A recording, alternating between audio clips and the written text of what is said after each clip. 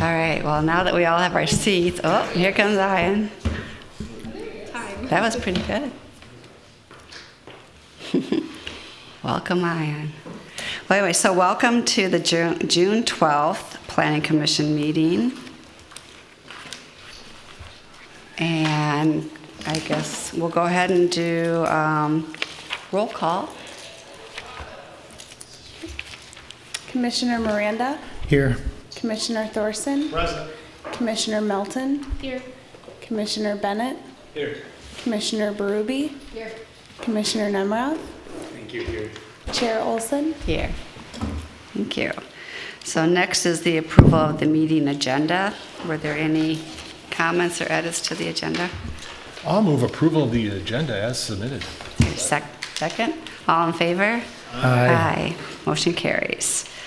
Next, we have the approval of the meeting minutes from March 22nd, 2019. Did anyone have any edits or comments to those?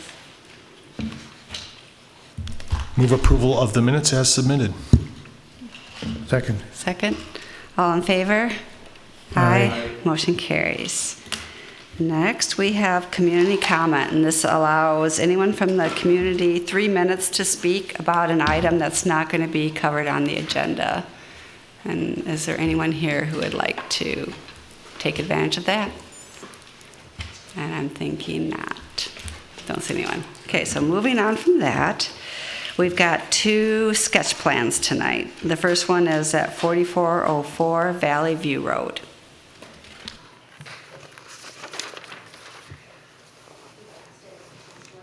Test 1, 2.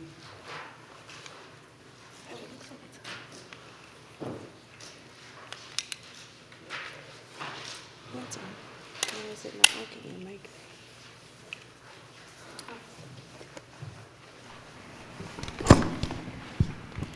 Okay. Right now, why don't we just use this one? Okay.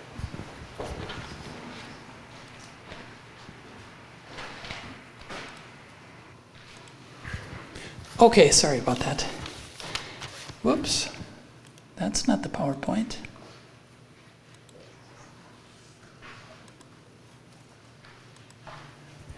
Okay, so our first sketch plan. This is a sketch plan that you all reviewed a couple of weeks ago at Valley View and Wooddale at 4404 Valley View Road. This is the old Burley site. So you recall that you reviewed a sketch plan last week, had a number of comments. So rather than proceed to the City Council, which is the typical movement or progression with sketch plans, they decided to revise the plans to address the concerns that you had raised at the last meeting. So they want to run those by you before they go on to the City Council with the sketch plan. So with that, so again, the property is located at the corner of Valley View Road and Oak Lawn. It's currently zoned Planned Commercial District 1. There is a height limitation of 2 stories and 30 feet on the property. You may recall that there is an approved redevelopment plan for the site that was approved as part of the Edina Flats project. It is a 2-story, 4-unit condominium with underground parking. The applicant has stated that financially they can't make that project work. So they're looking at ways to redevelop it in another manner. So this is the sketch plan that you looked at previously. It was 3 stories. So they've made a number of changes to try to address your concerns. So they've eliminated that third story. So you can kind of tell in the comparison where the house to the north, difficult to see in that picture, and then now you can see it. So that gives you a little indication of the 3-story element that's been removed. There still is a 3-story element. What this is a lobby and elevator to get up to the rooftop. They're proposing a deck on above that 2nd story. So this 3rd story element is similar to what was done with, or what will be done with the daycare just to the west. You recall there's an elevator there with a lobby to get out onto the rooftop play area for the New Horizon daycare. With this 3rd story element, this would be 38 feet tall. It is set up further away from the property to the north. Another thing that they've done is stepped in the area along the north lot line to again provide an easier transition to that property to the north. This would be also a deck area.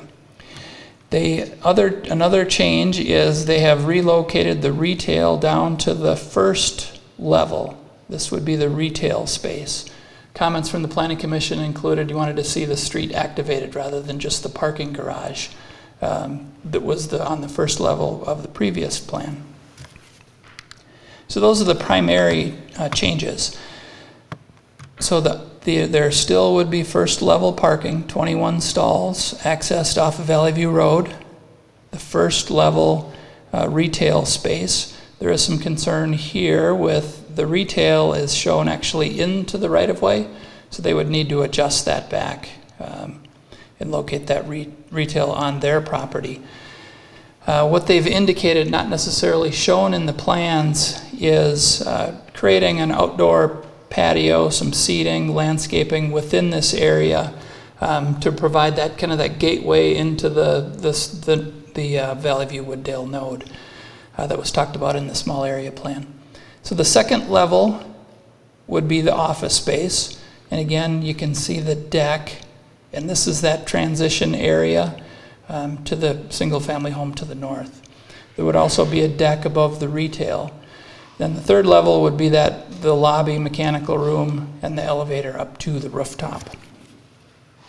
It would be, so the previous plan was about 50 parking stalls short. That was another concern.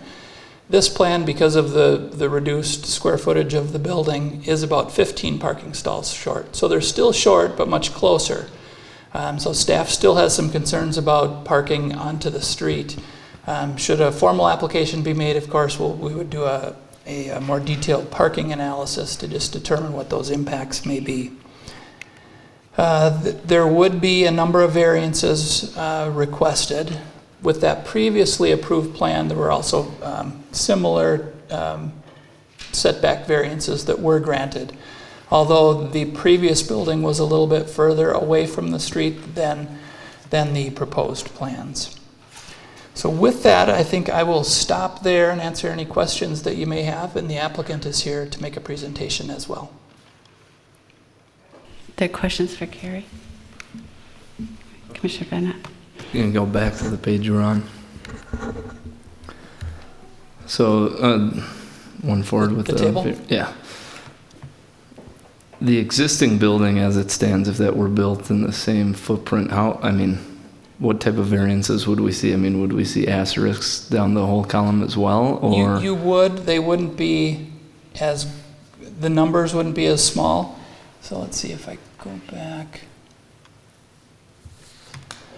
So this is the approved plan. There's about it's a 16-foot setback, so there's much more green space along Oak Lawn. The setback on the back would be a little greater. There's a 5-foot setback along the north lot line, so that's similar to what's proposed. And the street ranges anywhere from 5 to 15 feet. Thanks.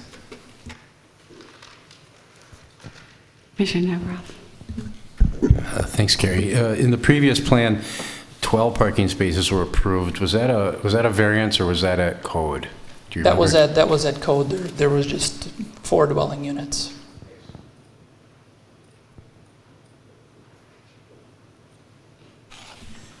All right, good. Oh, do you have a question?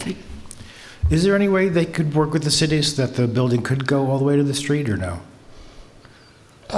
It's possible. There's some utility boxes and things like that that we still need to work with them on in regard to even the landscaping. It would be, it's something that we could consider if it's a little encroachment. Okay, thanks. I guess to that point, historically, has the city or the commission or the council approved instances like that where maybe they still maintain the right of way, but say it's a patio or it's a landscaped area versus the hardscape of a structure? Yeah, landscaped areas we have seen in the past. A building, no.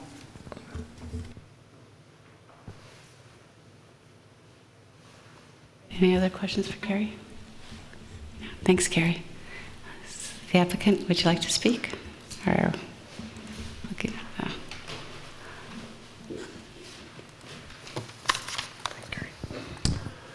Hi, Dave Remick, owner and developer of the site. What we wanted to do was obviously take your feedback and questions that we got a couple of weeks ago, and as Carrie said, incorporate those and come back and give you guys an additional plan that hopefully you see kind of incorporates some of those. And what you're going to what you see is a plan that we hope does that. The picture here is the completed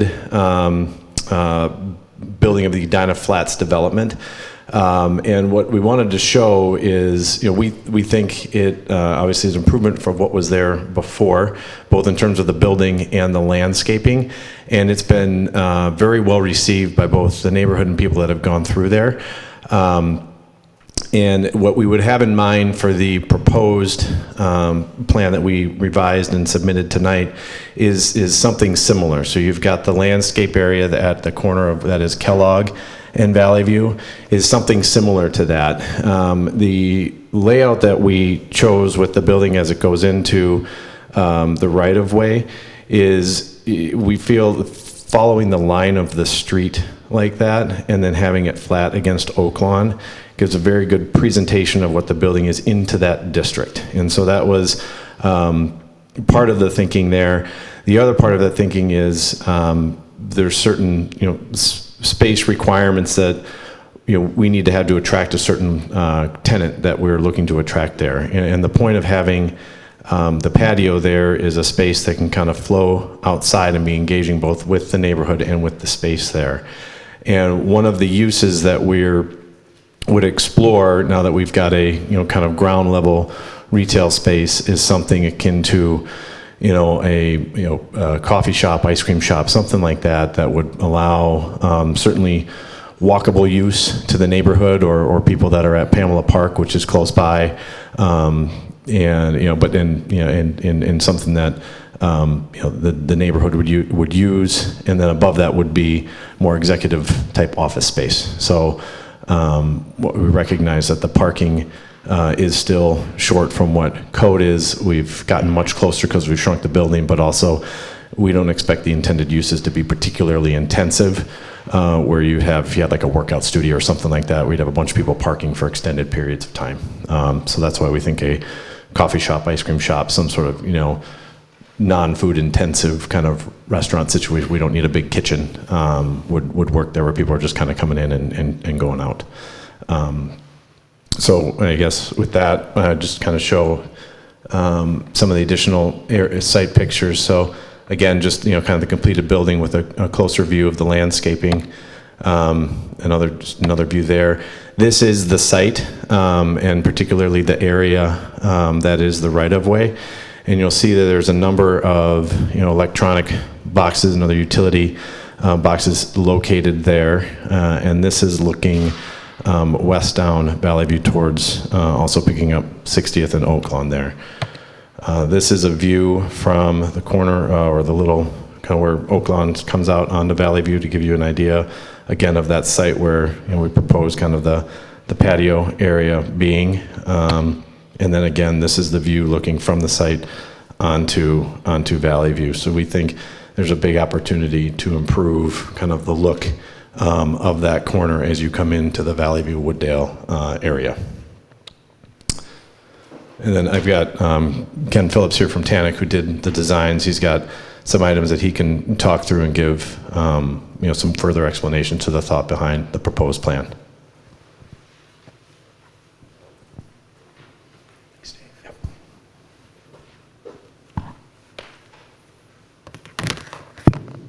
Good evening, Ken Piper with Tannic Architects. Thanks for having us this evening. Just wanted to give a little bit more information. This is quite an interesting site, and in reviewing the small area plan, Wooddale Valley View area plan, I think there's quite a bit of alluding to that, and I think that this would take some really creative concepting on here. At this point, we're representing our plans strictly for that. We're trying to get in, get your consensus, get your feedback, get your ideas, so that we can come in and really create something that would be beneficial to the neighborhood.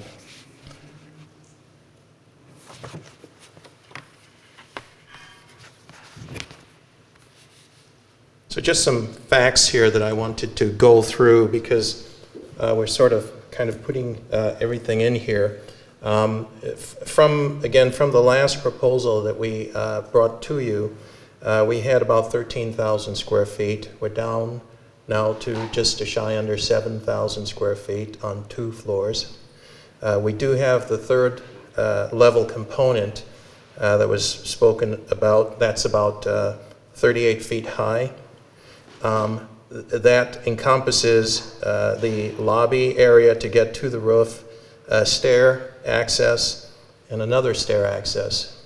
These 2 components combine for about 14% of the overall footprint of the building.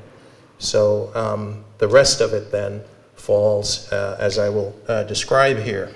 So we are talking about access to 21 parking stalls via Valley View.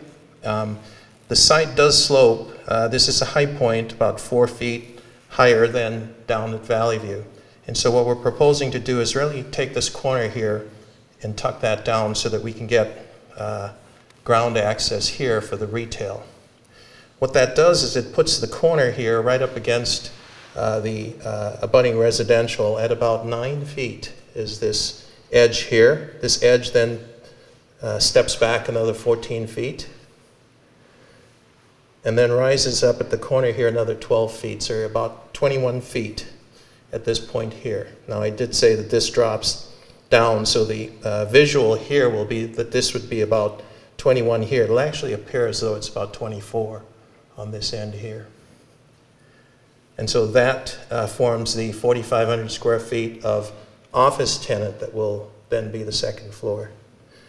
And then, as I mentioned, we go up just to give us the opportunity to access the roof level here. But suffice it to say that we will be here at this corner somewhere in the 21 plus or minus for a little bit of parapet or whatever we might do there. We have a number of opportunities for deck. I think this is just kind of placeholders for us to engage, but I think the most important part then comes back to this area here. As you're approaching on Valley View, it appears as though, from our perspective, to really engage this and create some gateway opportunity, especially visibility with the retail, is that if we have a combination here of the tenant space oriented towards with a patio, we could really make that really very attractive space. And it could be indoor, outdoor, but also engaging in terms of that. We also then, by configuring the first floor this way, are able to engage Valley View as well. So that was part of the comments that we heard. And so we feel that this is kind of a win-win to do that. We feel it gives us some real visual opportunity here and design opportunity to really create some sort of a gateway element. As mentioned, 21 parking stalls. I think we're shy about 14. Again, the use we see as something that is really, it's been talked about. The small area plan actually talks about tucking the parking away, so we still have that, even though we've got access off of the main level. So that will still be concealed. And I think that those are kind of trade-offs that we have at this point that we'd like to just kind of get your thoughts and hopefully your approval on. Thank you. Questions? Thank you so much. Do we have questions? Commissioner Brewer. Thank you for your presentation. So you mentioned a potential tenant might be like an ice cream vendor or coffee shop or something. Would you, are you thinking like just one tenant, or would you have a couple different tenants in here?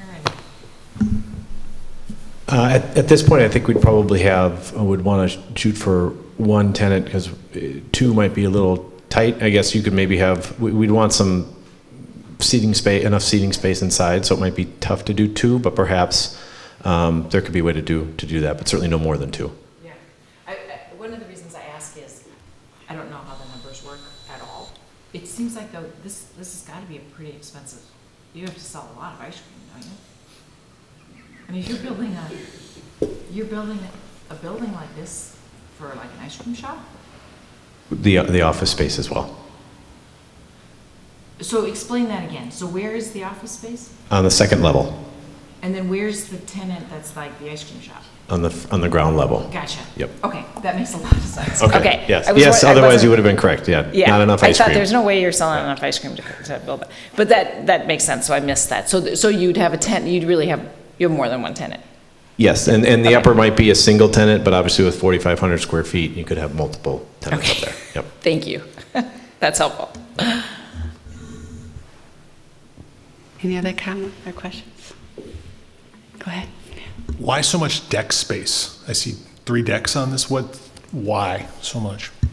As Ken alluded to, we may not do all of it, but just as a show of what we could do potentially there.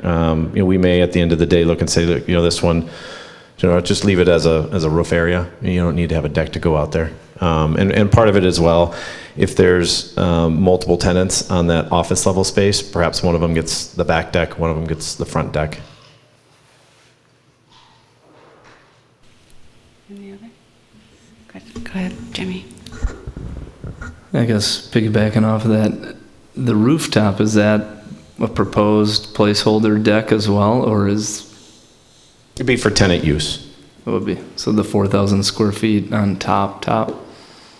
Yes, yeah. Okay.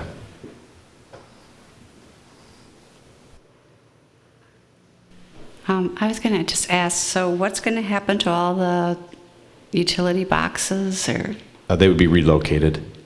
and that's at your cost, or do you have a place where you can relocate it, or how does that work? We'd work with staff to figure out the right way to place it. It's work we've done before at other sites. Okay. All right. Go ahead. So what were you, in terms of it coming out, the first floor tenant coming out to into the city property, the right of way, were you proposing something to the city in terms of how that would work, or what compensation would be or something for that, or? We discussed, certainly we'd maintain it, obviously, and as far as if there's be an opportunity to have it be combined with the existing property. I mean, that's we haven't had anything any more than preliminary conversations on that. Okay, thanks. I did run this by our engineering staff, and they weren't real excited to have a building out in the right-of-way. So to have the building, it's a much greater, staff's recommendation would likely be to reduce the size of the retail to get it outside of the right-of-way. That might help our retail, the parking stall numbers a little better in reducing the square footage.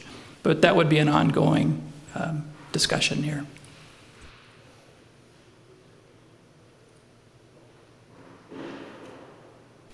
Go ahead. Did you have a chance to go back and try to make a plan work under the previous variances? Was that not workable? I think if you look at the dashed line here, that's the footprint of what has been approved. And again, dropping this little, this triangle out here was done based on the comments we heard of wanting to make this kind of a gateway into the area, and just aligning it, so it, flows along Valley View, but then also gives a good perpendicular, kind of facing towards the traffic coming into Valley View, or onto Valley View into the towards Wooddale, is the main reason there. Okay, so the footprint that was approved is in the dashed areas, and so you're saying you're smaller than that now, except for that one spot on Valley View? Chair Olson, Commissioner, just to make a correction, that is the property line. And I think, Commissioner, just to answer your question, why we didn't put it within the approved footprint or variances would have to do with the parking versus space on the first level. So that's kind of where we're trying to balance that. If you will recall from the originally approved, there were 12 stalls. And so here we're showing 21, which then means that if we were to do that and also have some sort of commercial space on the first level, that we would have to have a bigger footprint. Okay. So to answer your question, that's what we're doing. Now we do make up for that in terms of the mass of the building, because there's opportunity for it to step back as you go up. So. Okay. Yeah. So it is a bigger footprint than the previous. It is a bigger footprint by about 2,000 square feet. Okay. Yeah. So, thank you. And then at the north end, the height that was approved previously was 24 feet, and this time it's 20 feet at the deck, and that says 8 feet at back deck. So does that mean that it's going to be 28 feet on the north end? Commissioner, no, that what it means is that the first level, which is actually the corner here, which is the parking level, will come out above grade, and that'll be about 8 or 9 feet.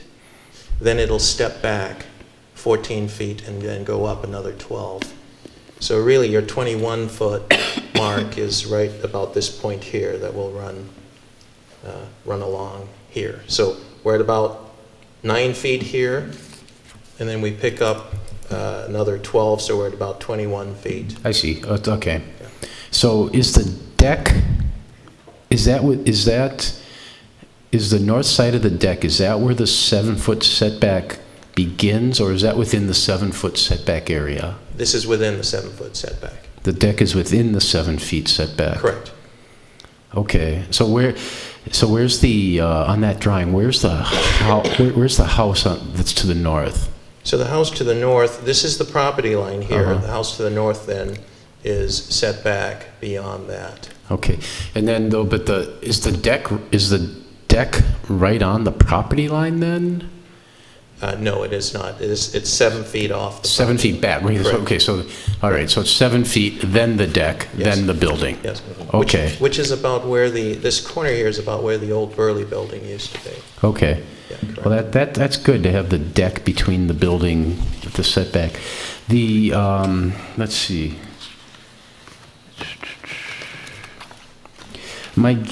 I guess I just have a couple of general concerns, though, with the project, and that deals with the existing approved footprint and just kind of the process by which we're here tonight, which is that we approved significant variances for this property about a year ago for a development that I guess has proven to not be feasible.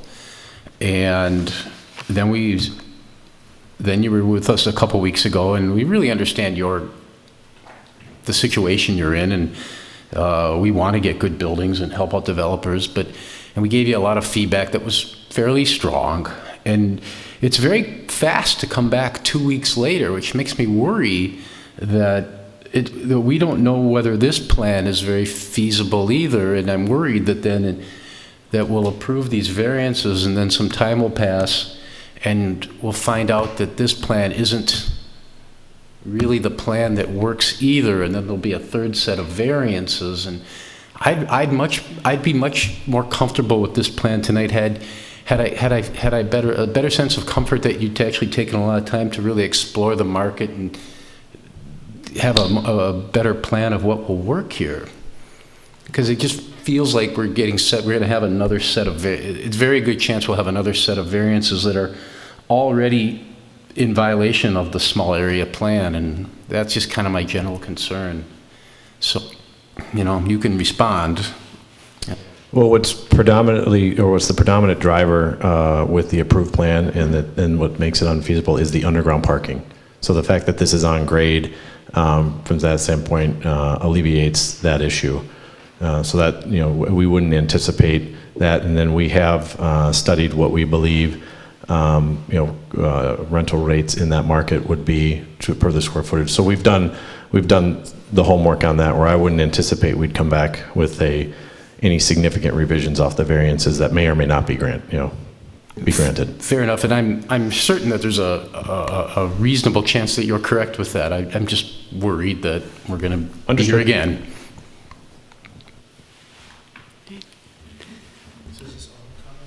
Yeah, go ahead. You can comment. I'm taking it. Go ahead. So I think I like the building coming to the street. I mean, if engineering in the city, if it works for them. But I think if we want, kind of like we talked about in some of our other small area plans of having a village feel, and I think having a building up against the street, especially this is the main thoroughfare through the area, I think that makes a big difference. If it doesn't work, it doesn't work. But I think it's worth trying. And I think having that patio there is a great idea too, because otherwise that would be just this dead space of, green space that serves no purpose. So I think both of those things really engage the street, and I think they're really good ideas if we can somehow make that work. In terms of, the other thing too is that by having that angled, I think kind of like the developer said, having that angled that way makes it more of a gateway building to the neighborhood, kind of like what I think is missing from 5,000 Vernon and from 4,500 France. Is that it would be, if it's well designed, I think it would work as kind of a nice introduction to the neighborhood, kind of like the Arby's sign that used to be in Uptown that people, because when you first come to a neighborhood, that's the first thing you see. No, seriously, that's the first thing you see. If they design it well, then I think it becomes something that becomes sort of iconic for the neighborhood. And then in terms of the parking, we have this, worldwide crisis going on right now, and I'm not really worried about not having enough parking. I think if anything, the city should, if we have these regulations for parking and they're not matching them, then use some of the money they would have used for parking put that into the PAX fund or something for sidewalks and bike lanes. But otherwise, and the building's 38 feet instead of 30. Again, it's the front. It's not near any houses. It's on the main thoroughfare, so I think that's fine. So overall, I think this is pretty good. I think you addressed a lot of the things that I didn't like about the first one. Chair Olson, if I may just make a comment, just to alleviate some of the commissioner's concerns as it relates to variances. And I think just in studying the intent of the small area plan, which calls for buildings to actually be on the sidewalk closer to the street. Currently, the setbacks on this site are somewhere in the region of 25 to 35 feet. So your front yard setback would be 35, and your side yard. So, so in terms of keeping with that, I think that there are some natural approaches that we may consider, we may ask to consider to, kind of achieve some of those goals of the small area plan, which would be to put that right up against the sidewalk and some of those things. So, thank you. Okay. I think the key to this is what sort of tenant you have in the retail space. Coffee shop probably work pretty well. I could think some other retail that probably wouldn't, but in terms of creating some vibrancy, I'm going to perseverate about Caribou Coffee, but I don't think that's necessarily the best thing. It's very busy till about 11 o'clock in the morning, and then you have no activity whatsoever for the rest of the day. So I would just give some thought to a concept that goes in there that does more than serve as an ATM for caffeinated beverages.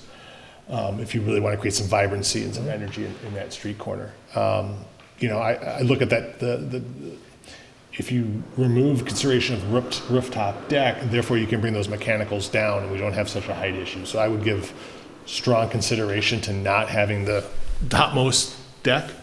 I don't know, there might be a reason I can't think of as to why you need that much deck square footage in an office sort of setting, but who knows? I'm not leasing property at this point. And those are my two big concerns. I think you really have positioned as well. It is a very tricky site. It is a very tight site. I think especially getting the mix of tenants right, I think could alleviate some of the parking concerns. There are some natural offsets between retail and office that kind of, maybe let's use the stalls twice a day. But I think there's also just going to be some sensitivity to parking so it doesn't on a regular basis overflow into the neighborhood, which would create some concern for the nearby residents. I just kind of wanted to bounce off that idea a little bit. It seems like the ROI for the tenant space would be possibly increased if you were able to reduce the deck space on next to Valley View Road. I don't know if that's a feasible plan for you guys. That one, yeah, it just seems like a large deck, and I think if you increased your tenant space, it could possibly benefit you financially, but I'm not a professional on that. It just seems like a available space that could be used, so that's just my 2 cents. Thanks. Yeah, so kind of echoing what fellow commissioner said, compared to the last sketch plan a couple weeks ago, this is a big improvement in just about every way. That one just felt like a no-go from the get-go, and this feels like we're going in the right direction. I still have some concerns, but I think there are some strong changes here that are worth encouraging. And to echo what Commissioner Miranda said about this building coming into the right-of-way, just looking at this geographically and why that right-of-way might be there, it looks like it's a vestige from 62nd Street heading west. And if you continued that, that's why it kind of goes like that. But that intersection was improved recently, and it seems like this is the new area. So giving that right away to you guys to improve, to take care of, seems like a win-win. I think maybe a further negotiation could be, since this is a gateway, the landscape area that's to the right of the sidewalk that is going to be the boundary of the patio, maybe helping the city landscape that with a sort of, maybe it's like Welcome Valley View, Wooddale area or something, just some more enhanced landscaping feature there. Seems like, I don't know, maybe it's, hey, this is the give and take that we'd like to see. Because I do agree that, we want that type of use closer to the street, activates the sidewalks, the neighborhood, and you still got to have the parking back there. And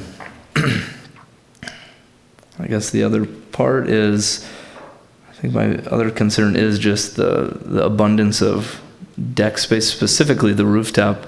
And I guess that's like, is that going to be a late night, bar type of hangout? Because we don't know what the tenants are, and if so, then there's concerns there just with noise carrying into the neighborhood. I don't know if that'd be rented out for events or something. But if there's green features you could put to that roof to make it usable for tenants or even the community, I guess I don't have a problem. You could have a park up there or something like that, but it just seems like a lot of open space that you could save money elsewhere. But I think I'm okay supporting kind of just being a little under the parking, but I do support going outside of the right of way. However, we could negotiate that with the city. Okay. Thanks. Thank you. I would just add, I agree with those comments about the concealed parking is good. And then your explanation of how the northeast corner, although it's 2 stories, is actually 21 feet or so. That's helpful to just kind of visualize it when appear as tall as a two-story might be. But I also question the deck. I mean, if it were only 2 stories, then there really would be no question, it would be just the variance as far as the space to the streets and the neighbor. 3 stories is high in this space, 21 feet, and a little deck on top. Seems a lot more palatable. And then I do like your comments about engaging Valley View with that tenant on the first floor. Okay. So, Thank you. good. I was just going to add, Commissioner Thorson's comment about, had the same comment about the third level is really just servicing that rooftop. And again, I kind of think, I don't know that that's really necessary. If you remove the rooftop access, then you can meet the height requirements in the small area plan. So I would consider that. I also, if it could be permitted, I kind of like having it all up on Valley View too, being close to that street and activating that. And I'm assuming there'll be direct access, direct doors from the front of the building along, okay. And do as much as you can also with the landscaping and the patio to really make that, again, the gateway, and also just, inviting to the public. Let's see, I had another question.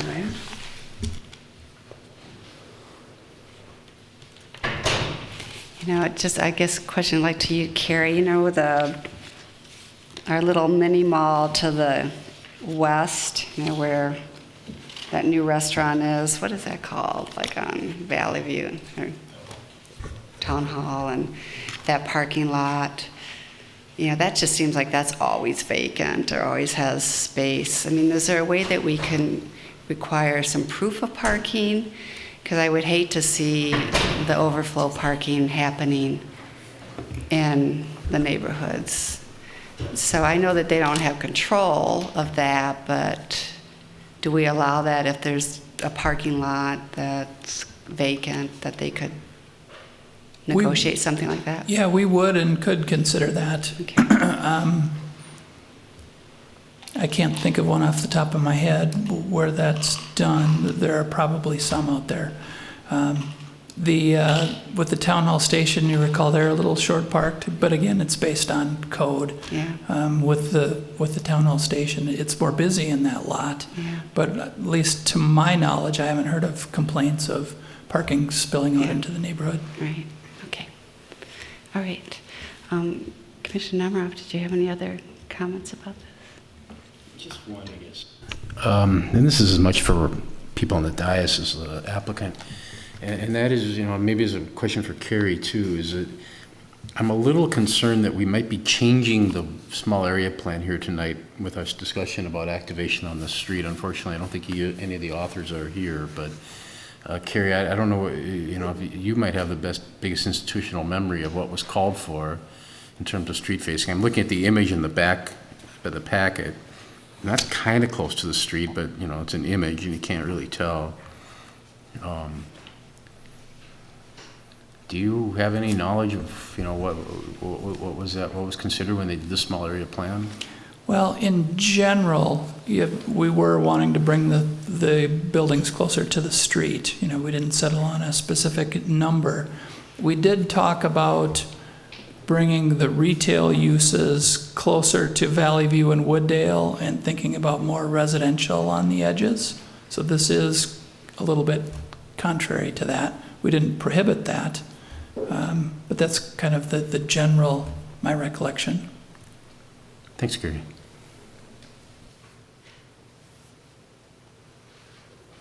Okay, I think that's all we Thank you.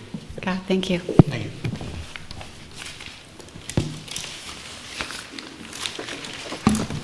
So next on the agenda is another sketch plan review for the corner of Hankerson. Is that how you pronounce it? Hankerson Avenue and 52nd Street West.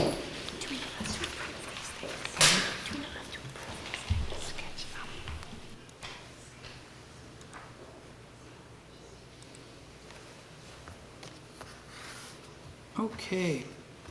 So this next property is located up in the Grandview area. at the intersection of 52nd and Hankerson. Consists of 2 lots that we're looking at. The properties are zoned R1, a single dwelling unit district, but on the corner lot, there's a 4-unit apartment, so it's an existing non-conforming use on the site. And there is a single family home to the north. You can see, so this is a zoning map overlay onto the aerial. We've got a duplex to the west, that's the hatched areas. So those are R2 zoning. To the south, there's a residential building. This is guided high-density residential. Single-family homes to the north and west, and then a bank to the east along Vernon, and that's all guided and zoned for commercial uses. So this is it's actually the 2008 and 2018 comprehensive plan. There's no change in the land use proposed. It is guided, though difficult to see, for low-density attached residential, which would allow up to 8 units an acre. So here's a look at the single-family home. And then as you move to the south, there's the 4-unit apartment building. There's a detached garage in the back. And as you move around, you see it's located right on Vernon, but there's not a connection to Vernon.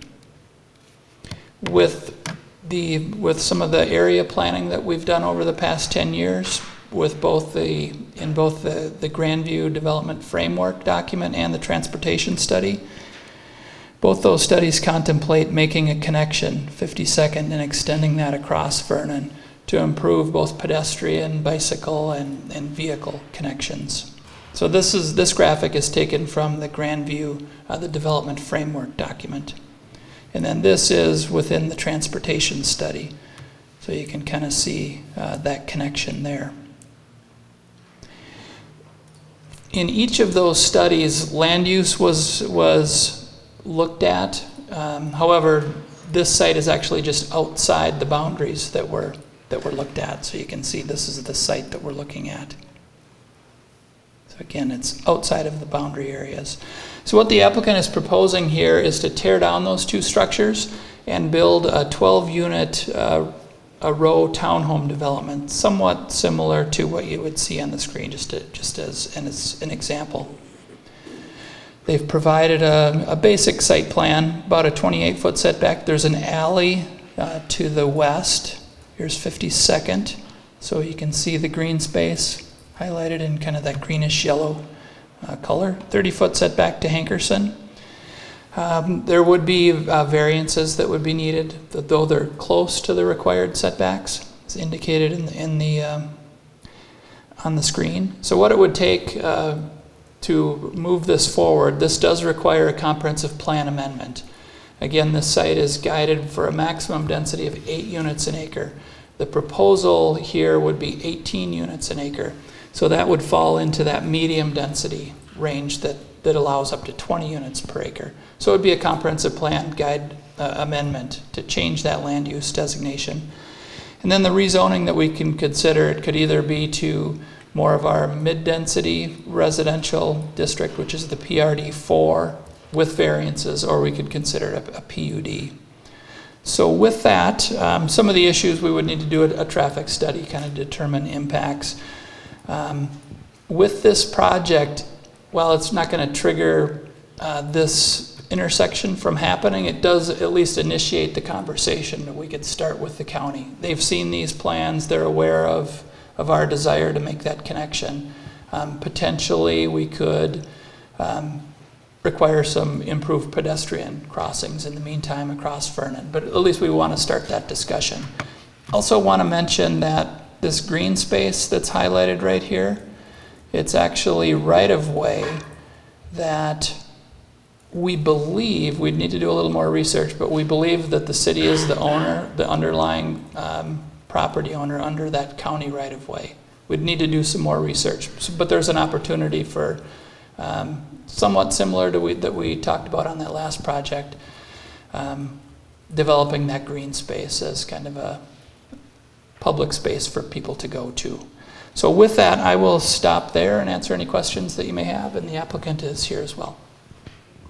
Thank you, Carrie. Are there questions for Carrie? Any question? Lou? I'm looking at the table that we got, and I think it has different density than what you showed on the... Yeah, I apologize. Okay. There were some errors and typos. Okay. What's on the screen is accurate. Okay. I believe there was a setback that was incorrect in there too. All right, thanks. Thanks, Joanne. Carrie, I have maybe 4 questions for you. First of all, is this site part of Grandview? Grandview's not really a small area, but is this part of whatever Grandview is considered? Yeah, it really fell outside of those borders that we looked at. Okay. I think I know, I'm certain I know the answer, but I'll ask anyways. Is there an affordable housing requirement for this development, for this type of? It would not, as the affordable housing policy kicks in at 20 units per acre, or at least when there's 20 units developed. So it would not trigger the affordable housing policy. Okay. It is, sorry. Sorry, no, you please. It is something that we can, because they are requesting a rezoning, we can emphasize that is something that's important to the city that maybe they consider as part of a rezoning, kind of that give to get spirit. I think that's a good idea. I guess my 3rd and 4th questions, I think I can combine them and save time for you in a compound question. Is there any design guidance or materials requirement or things like that's applicable to this kind of development? So in terms of something similar to like the Southdale Design Experience Guidelines? Something similar, but not nearly, probably not nearly as detailed. I mean, I consider that to be the high end of a design guidance. Yeah, we do have the development framework, but we didn't really look at this site specifically as part of that study. So we don't have a tool like that in this instance. Okay, yeah, and the reason I'm asking, and this is as much of a comment, is my guess is in the future neighborhood acceptance could go one way or the other depending on what the materials are. And the developers are going, oh yeah, we've lived through that. Okay, that's all I had. Thanks. Do you know, Carrie, the average front yard setback of the neighbors going north? It's surely greater than 30 feet from the road, right? I didn't take a look at that specifically, but now that you mention it, when I did drive that street, the setbacks do appear to be quite a bit further back. I guess that's just the question. It'd be nice to see how much farther out that this building protrudes from the neighboring houses. Yeah, that's a good point. That's something that we would want to take a look at as part of a formal application. Thanks.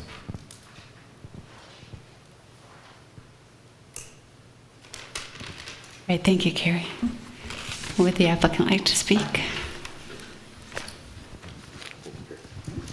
Good evening. I'm Steve Benke, and I'm with Donnie Holmes, and I have Peter and Elizabeth Mcdonough from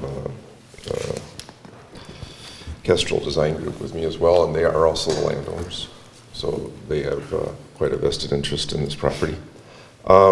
Just a little background on us first, and then both Peter and Elizabeth have some things to say as well. And Donnie Holmes has been redeveloping property in Edina for a good 15 years, pretty much as long as City Hall's been here. I just noticed on the cornerstone outside, we did our first renovation in Southwest Minneapolis in 2004, and pretty much immediately came into Edina as well. We've redeveloped over 60 properties in Edina in those 15 years. All of those properties are probably displayed on our website. It's very easy for any planning commission to see the kind of quality that we typically put into those kinds of buildings. The building that we're proposing here is very similar to one we completed a year and a half ago at 50th in France. It's actually on 49th in France, right behind the new parking ramp, or the upgraded parking ramp. This building type is very similar to what we did there. That was only a duplex. The opportunity here was a much larger site.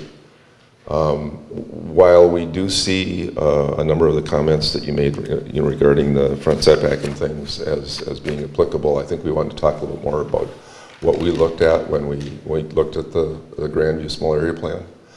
Right off the bat, we noticed that Carrie, the image that I had sent to you is outside of the, okay, that one, yeah. Thank you. We were looking at Vernon as an edge to Grandview, and we really saw that while the Grandview Small Area Plan has a limit to it, I don't think the expectation is ever that the work being done in Grandview would end at Vernon. We did figure that as Vernon redevelops, there'll be some spillover into the adjacent properties. In this case, as you look at Vernon, it's pretty easy to see that you have a fairly strong edge along the bulk of the road, except right where this piece sits. So basically you have high-density residential, high-density residential. Yes, you have some duplexes and things behind that as well. Then you get into the commercial as well. The location where these two buildings are basically is a gap in that edge. Also with the development or potential development of a connection to the road here, we saw this project as doing two things. One would be helping to define that edge a little better along Vernon, but also to help buffer the residential behind it. And we do see that this building could then provide that by somewhat its bulk, which is, definitely is a larger building than what exists currently, but I think that the density that we're after to increase in the area and the homeowners and things that we do want to bring into the area, additional homeowners to help support what's happening in Grandview, I think this is really where our drive behind this was. The front yard setback issue, believe me, after 15 years of working with Carrie and staff here on houses, I'm very aware of the average front setback. I think the issue here is more along the lines of what will happen as that area continues to redevelop as well. Will this be a driver that would help the rest of Hankerson redevelop? I think because of that, supporting something away from the standard average front setback could be of value to the city. In this case, what we're seeing is that the grade of this particular piece of property slopes downward toward the Vernon, down toward the Hankerson and 52nd Street intersection. And the building that we're trying to put in here, we're trying to nestle it into that. And once we do that, some of the uses of the building, the way the building wants to work, it does want to face Hankerson, it does not want to face the alley. There isn't a real good way to connect the backyards as an alley or as a garage to the alley and still work with the grades that we have on Hankerson. And honestly, I don't see us raising the street. So I mean, that really doesn't sort of make sense for us. So what we're trying to do, I think, is fit a project into the site that then allows us to fit in and then also maybe be a genesis for future development. The building type I showed is certainly something that could go in there. We do like the idea of the front load in this situation. We do like the idea of having access onto Hankerson. We do, Peter can talk a little bit more about this, but we did see the coverage as being an issue, but I do think that he can talk a little bit more about some of the things that he's already including in a potential site plan that could help mitigate that. And then I think I'd like to have Elizabeth talk a little bit about the market forces for this. So I'm going to turn it over to Peter now, and he can talk some more about the project itself ecologically, and then also some of the public realm area, surrounding public realm areas. And then I'll come back at some point to wrap it up. Peter. Thanks, Steve. Thank you, Commissioners. Steve injured his hand, and I injured my back. Maybe sometime between here and the lectern, Elizabeth will injure something, so that all three of us will be gimps. But in any case, I wanted to follow up with what Steve had said in terms of, I'm waiting for the,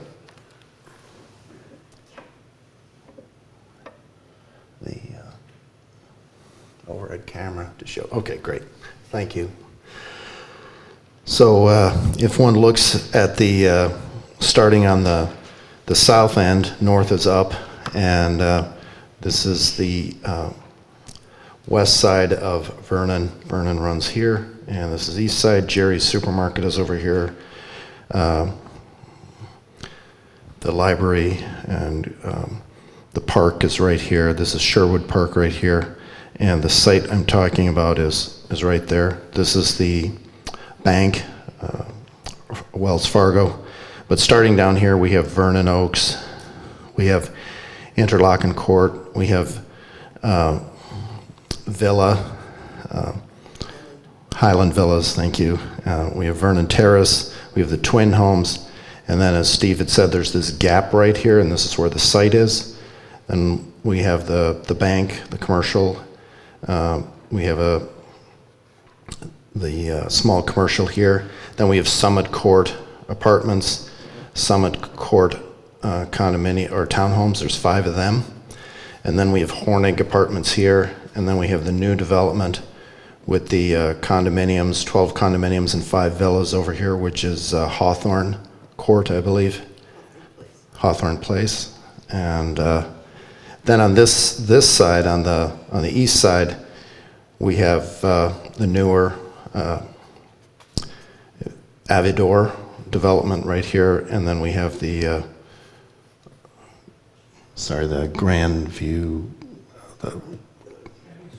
Grandview Square. Thank you.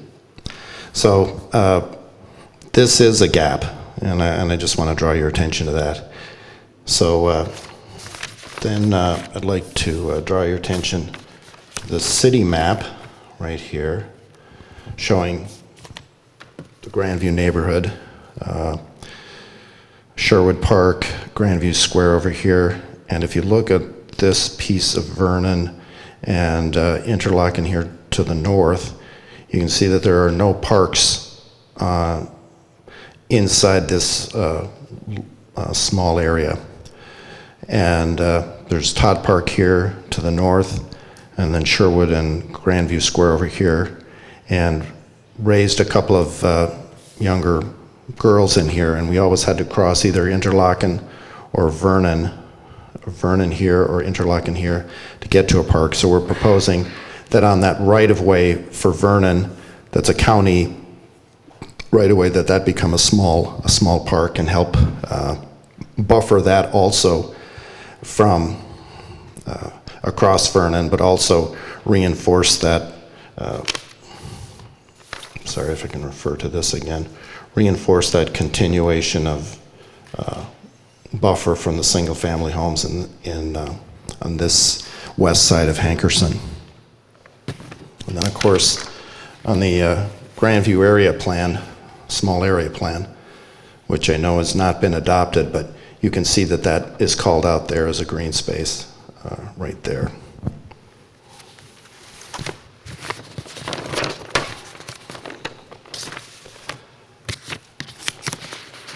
I'd like if we could pull up, there's a small a park plan that we sent over. I just close out of here and go back to, yep.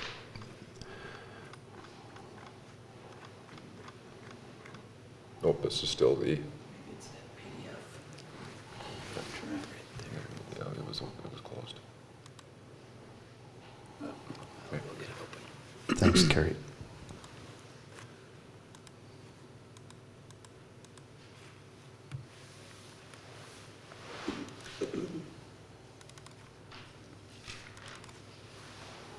Glad you're here. I wouldn't have found it.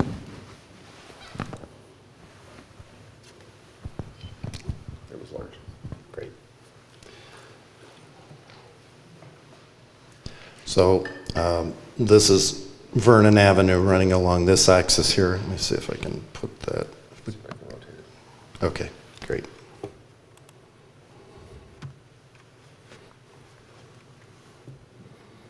Is there a rotation? I guess there's not.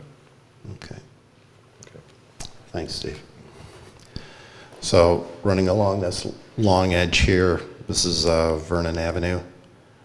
This is Hankerson and 52nd here, and the subject property is running on this side.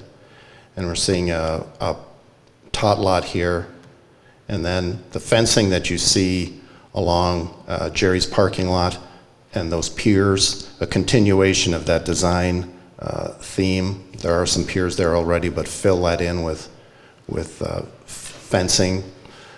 Those panels, they're 8 foot by 6 foot, and then run alongside the bank property, and then come down to, there's a little access sidewalk which runs down to Vernon here.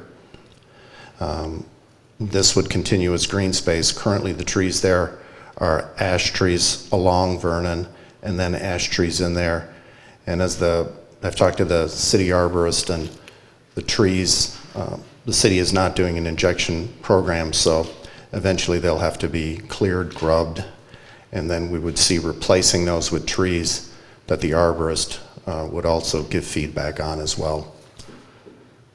And so a small tot lot right here with benches along the perimeter, or a little crosswalk here, speed bump suggested on Hankerson, and a speed bump suggested here so that it makes this a nook. And returning again to this plan right here of the from the zoning. Sorry. Thank you. You can see that there are 7 single-family homes, and then we have the fourplex at this end, and then on the other, on William, on this east side of William, we have 11 single-family homes and the twin home at the end. So and then there are no houses serviced on the east side of Hankerson.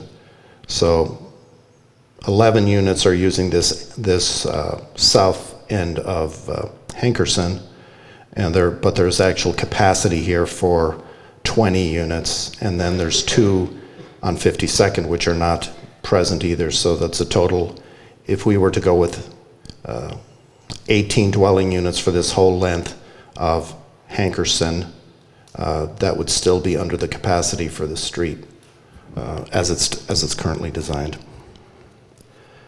And I am going to turn it. Is there any questions? Could you talk a little bit about the water retention design features that you had included? Yes, sorry. I have this for you if you want to refer to that one. Great, thank you.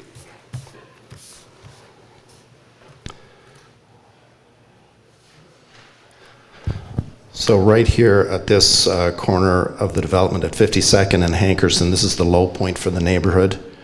So about half from approximately Bedford, or half the block of Bedford drains this direction down 52nd to here, and also from Hankerson, about 2/3 the length of Hankerson drains this direction. So part of the idea is to make this comply with the B3 guidance for stormwater for the state of Minnesota, in terms of the 1-inch storm stays on site with French drains running along the perimeter, and then rain gardens in the foregrounds which capture the hard surfaces, so that this catchment here and then on the other side of the street, there's no additional hard surface added to the capacity of those pipes. Is that? That was done to mitigate the additional hard cover. So basically, we're thinking about that right from the beginning. So I think Liz wants to take a look. Okay. Yeah, market forces. Sure. Actually, can I use this one? Yeah. My name's Elizabeth Mcdonough, and I live at 5132 Hankerson, which is on one of the subject properties. Just to give you a quick background, we purchased the 4-unit building in 1995. So at that time, it was 40 years old. We did a major remodel at the time, really everything, including on the interior of the building, including we put a very large rain garden in the backyard, because if you're from the neighborhood or you know the neighborhood, that water just sheets down and to that corner catchment that Peter mentioned. It served us very well for a lot of years. Today it's 64 years old. And like your previous sketch plan applicant, it's not making any sense anymore. It doesn't have attached parking. It doesn't have 2 stall garages. It needs a larger master bedroom. It doesn't have in-unit laundry. It's limited in its appeal, and the level of repairs we're finding now can't be supported with current rents. So it's becoming an economic issue. But I think more importantly, we have a really great opportunity in that neighborhood, and that is that we have that second parcel, which is 5132 Hankerson, which was built in 1953, so that's 66 years old.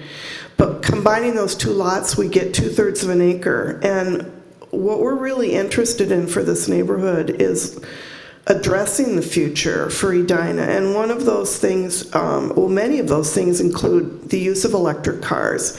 That people are looking for less maintenance in their homes.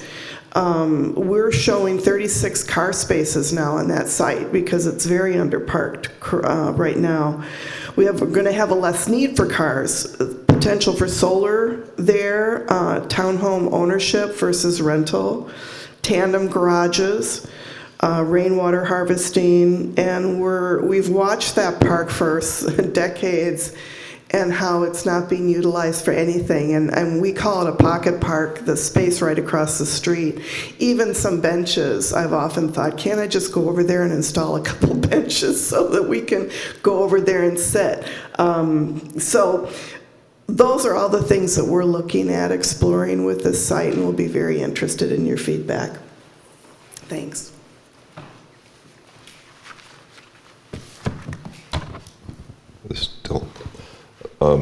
Basically, I think what we can provide as a team here is really a quality product that is equal to what we've produced in the city of Edina in the past. I think also that some of the keys are that we tried to focus into in the Grandview plan was how that area needs updating, and they were talking specifically about the transportation because it was a transportation study. I mean, clearly the buildings are all being updated in that area as well. I noticed that, we noticed that it talked a lot about the difficult circulation, and we did see this, as Carrie mentioned, this project as perhaps being a catalyst to the reopening of that intersection. I did see an issue with that personally from the neighborhood as an observation that reopening that does then open the neighborhood to the traffic. However, again, providing a gap filler with this building can help mitigate that with the neighborhood. I just really wanted you to, if you had the opportunity to look through, I think it's page 3 of the traffic study section that Carrie included, the 7 guiding principles for the area plan, and how all 7 of those I think we can hit with this project. Elizabeth talked a little bit about the amount of parking that we can provide here. That's not just parking, it's also storage. People, they have things, so even if you don't have 2 cars to park inside and you don't have a car to park out in the driveway, you still have things that you now have a place that you can put that kind of stuff. We do think that this building would be an asset to that location. So we'll stand for any questions. So, questions? Commissioner Berube. Thanks for your presentation. So I agree in general. This, what you might call the middle housing, townhouse type things, row houses. It seems like this would be a great place for that. In fact, it's already there, right? It's a fourplex. And you made a good presentation of, showing how it fits in with the other buildings, residential in the back, and then along Vernon, higher density housing. So that all makes sense. A couple things that I'll just comment on and then maybe you can address. So the middle housing, addressing future needs, that makes sense. I think the pocket park's a really good idea. I drove by there, it's really small. So it's gonna be a very small pocket park.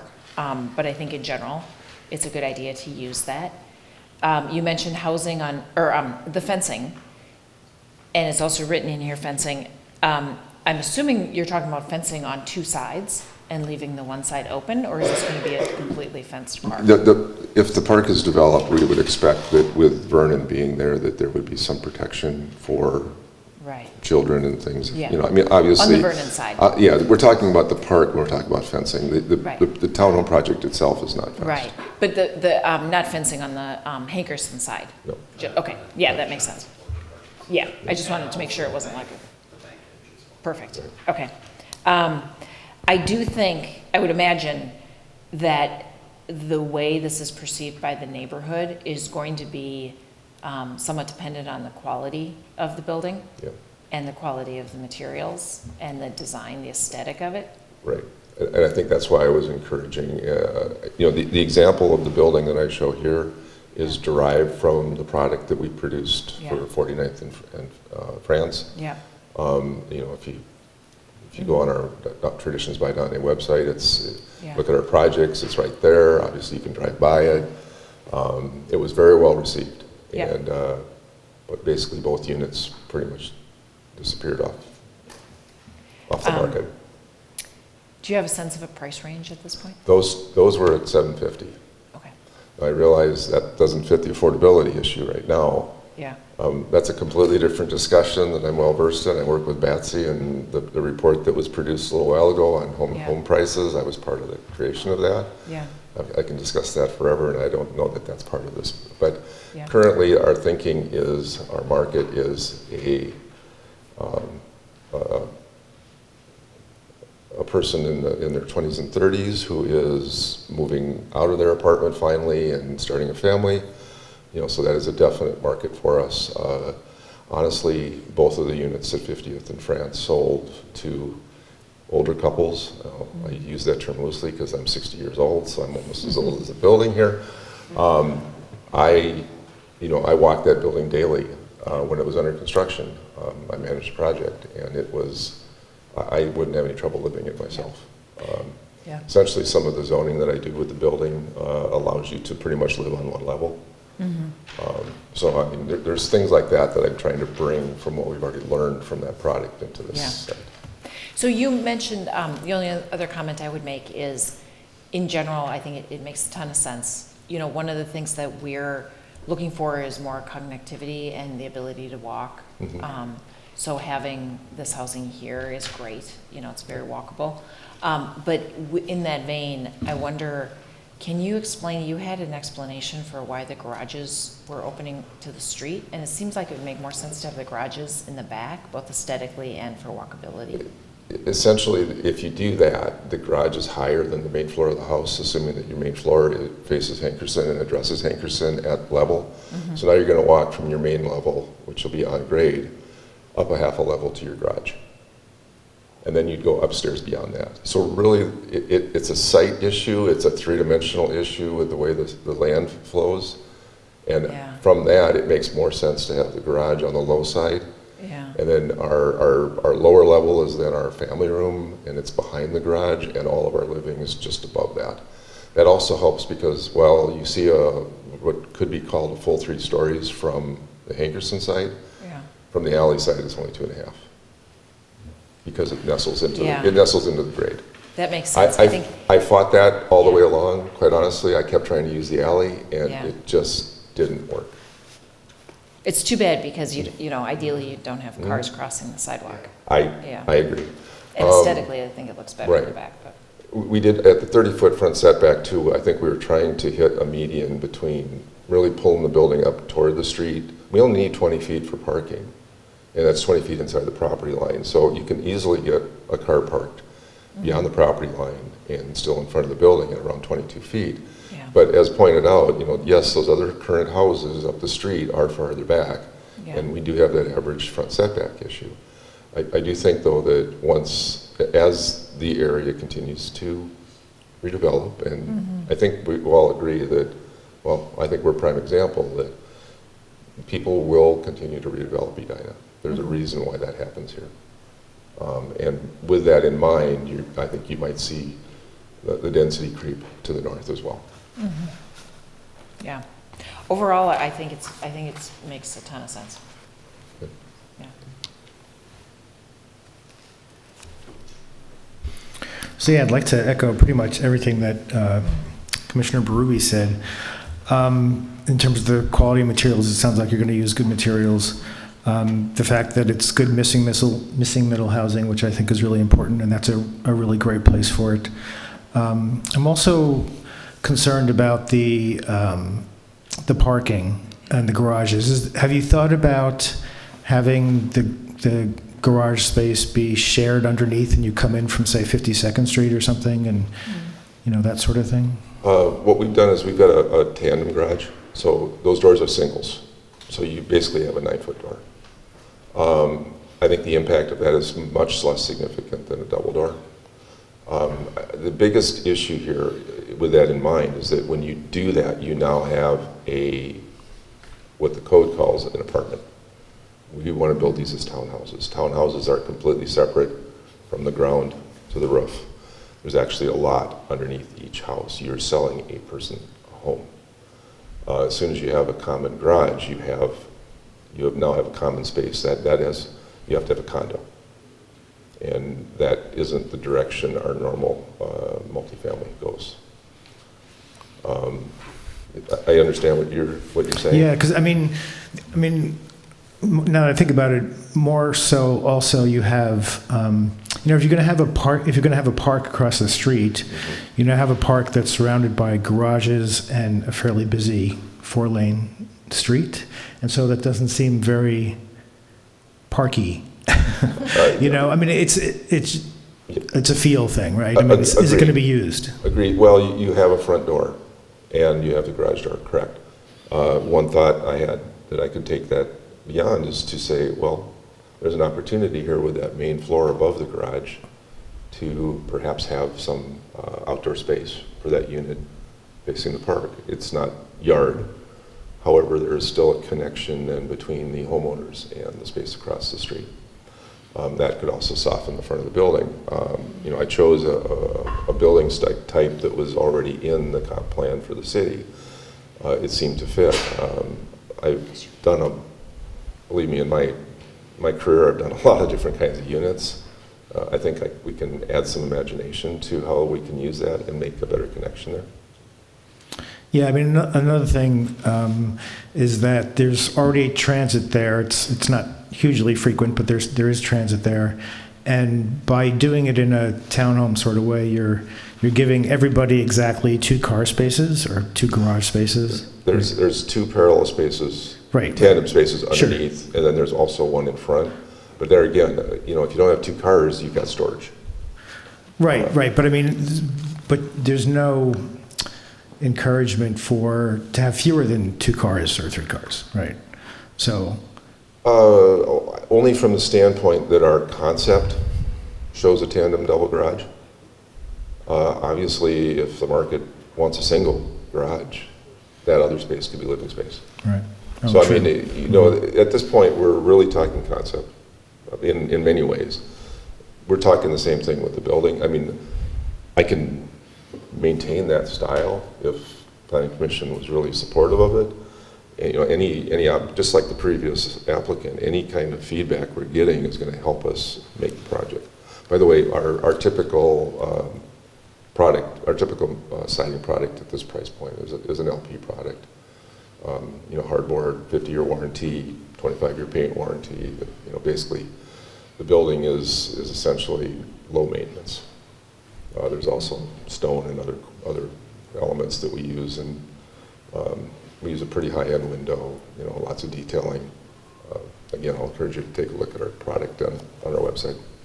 Yeah, the main thing I want to get is just that, as a city, as a suburb, a city that is a suburb, we have so few opportunities, and our nodes, we have so few nodes, and they're so small. We have so little transit in our city that every opportunity we can to encourage people to drive less, right. is a win. Agreed 100%. Sure. And the whole autonomous car thing. I mean, we all have to agree that between now and 10 years from now, we have no idea what that's going to look like. Right. Okay, thank you.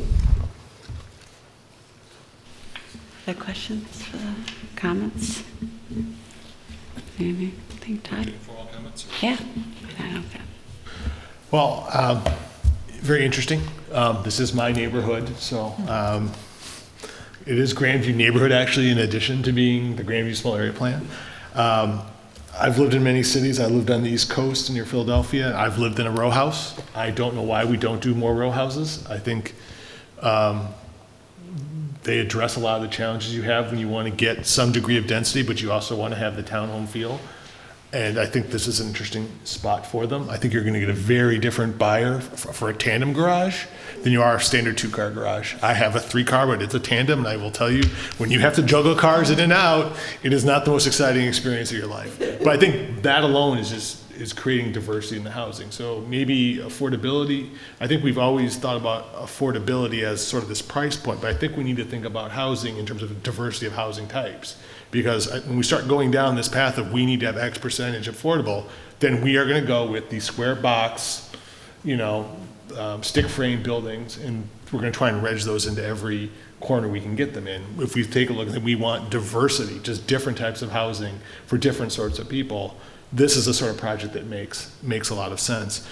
And this is the most eclectic neighborhood in Edina when it comes to housing stock. You go all the way from multifamily concrete, senior living, to duplexes, to fourplexes, to little tiny, post-war houses, to houses that have been torn down. It is the most crazy neighborhood for housing. We have alleys. I mean, where else in Edina do you have alleys? I know, it's shocking.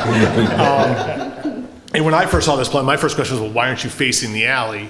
Because to me, that's the natural spot. And when you walk the site, you realize the drop is so much that you just can't. It would be really crazy to try and bring even though that makes a lot of sense. And also, if you notice this street, because that street was built so close to, at the time was Highway 169, the houses on Hankerson are pushed further back. You go the next street over, the houses are much closer, like 40 feet closer to the street. It's a crazy, and Hankerson's just this neat little street. It's big and wide, and there's no, everyone parks off the alley. So there's no traffic on it. It's tree lined. It's just this weird, and then you walk down these stairs and you're in the parking lot of the bank, and that's how you get across to Jerry's. So, as someone's had to do that with little tiny kids, it's an experience. I think it's really interesting, and I think a lot of the devil will be in the details of what does that look like, how does that present to the neighborhood. Sure. But it's an interesting property. I love the color of the current building. I know where it is. It's great. But that's a spot I've walked past many times, and I've lived 15 years in this neighborhood. So we could do more with that property. It's just not optimal. It is out on a corner that's on Vernon. You can very clearly see it when you drive past it. So this idea of firming up that edge makes a lot of sense to me, and I'm glad to see something different other than what we've seen so many other times, which is big boxes of different sizes and different materials. But just something like row houses to me, or townhouses, is just a fascinating concept. I think you'll get a very, very different, with that tandem garage, it's a very different sort of person that's going to buy it than I think someone if you had a 2-car garage. Just that alone makes it very, very different.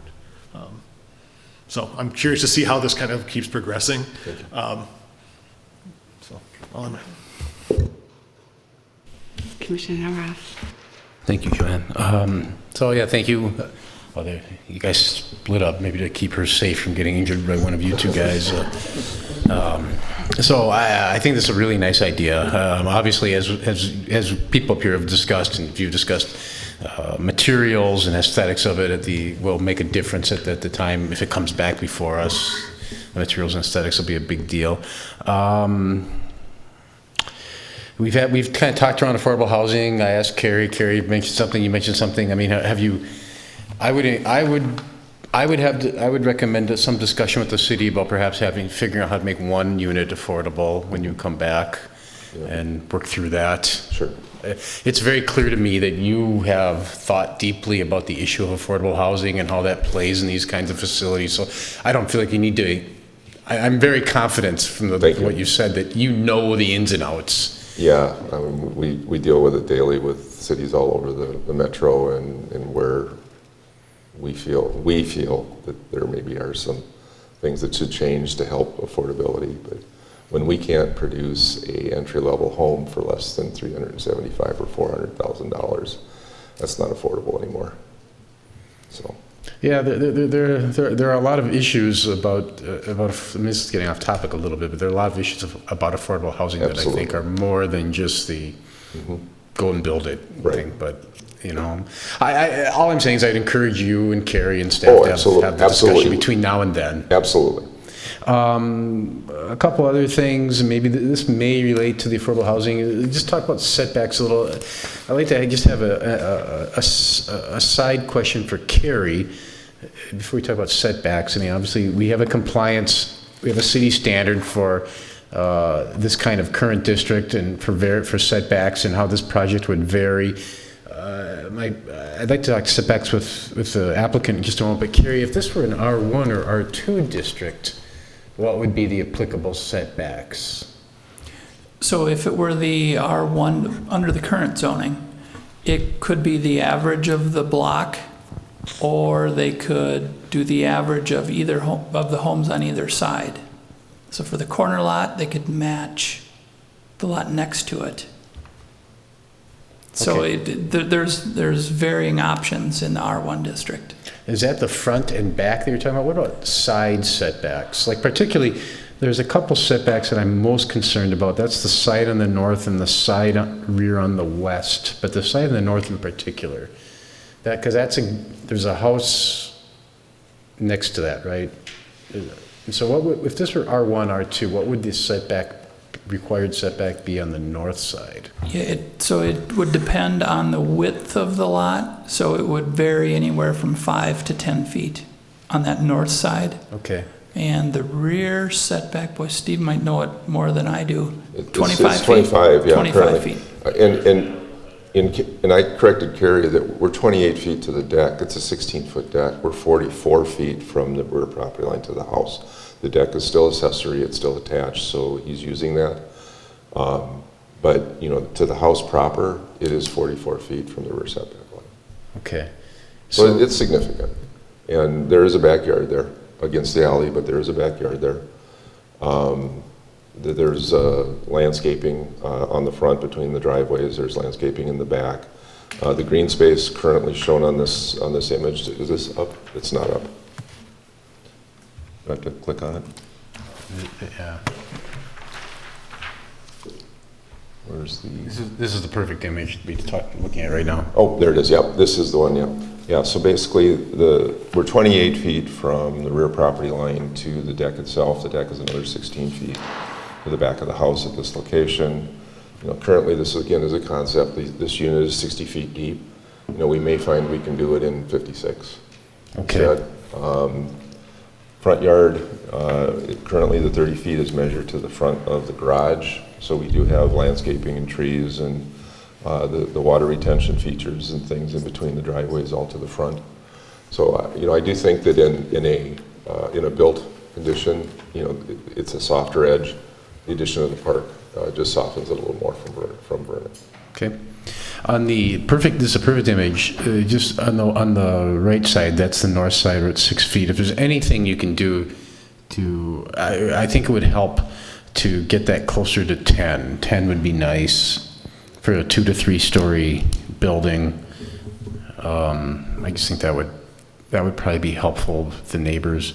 When we talk about R1, R2, 5 to 10, I think I think a lot of that was done in an era when Edina was these post-war homes, single-family homes, and I think that something that a row house 6 feet from the lot line of another house, that might not feel as good. Sure.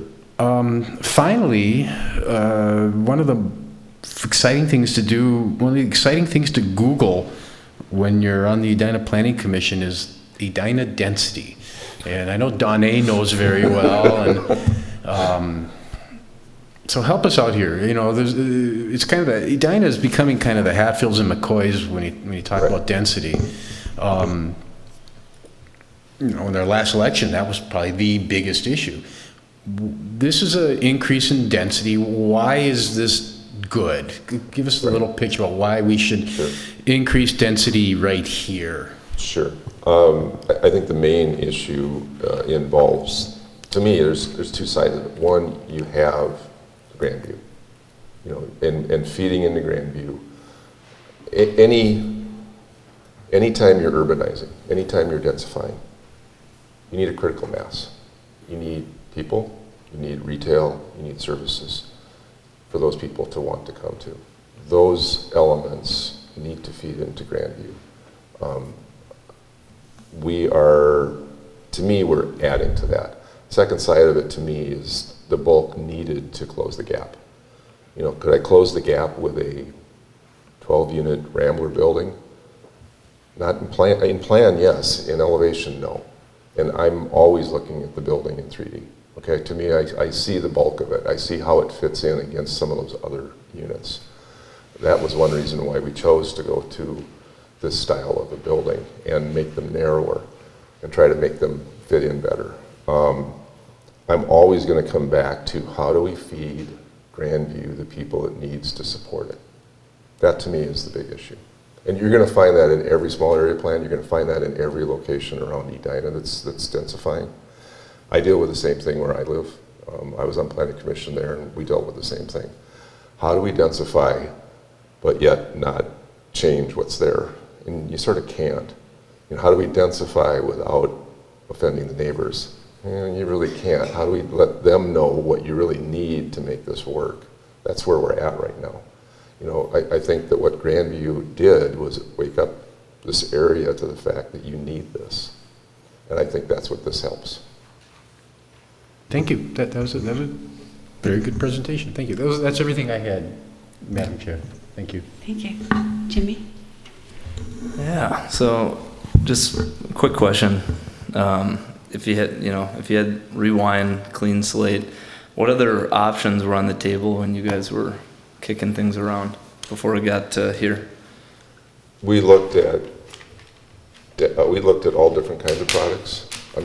Essentially, Peter and Liz came to us with a request for us to join them as a team. Our first thing was to look at our product. Okay, what of our product could fit in here? We threw a lot of different ideas around, fewer units that are much wider, this many units, more units, and basically what happened was we boiled down to this package as meeting what we felt met the needs both of the city and the landowners to try to figure out how to balance the benefits to both. And that's where we're at right now, is with a project that, should it proceed, obviously we have a lot of work to do. We've got a lot of market to try and firm up and make sure that we're right on, so that when it hits market, it's absorbed. And but we've always looked at it as a townhome type project. I looked at it as a brownstone style to start with, quite honestly, but the site grading just didn't work. I would have loved to have done something that addressed Hankerson with that form and put the garages on the back, but I just couldn't make it work in the building. So, this seemed to be the best compromise given the grading. And I can't regrade the street. I can't regrade there's no way to take the dirt out of there and put it where I want it for that form, so I'm really trying to work with it the way it is.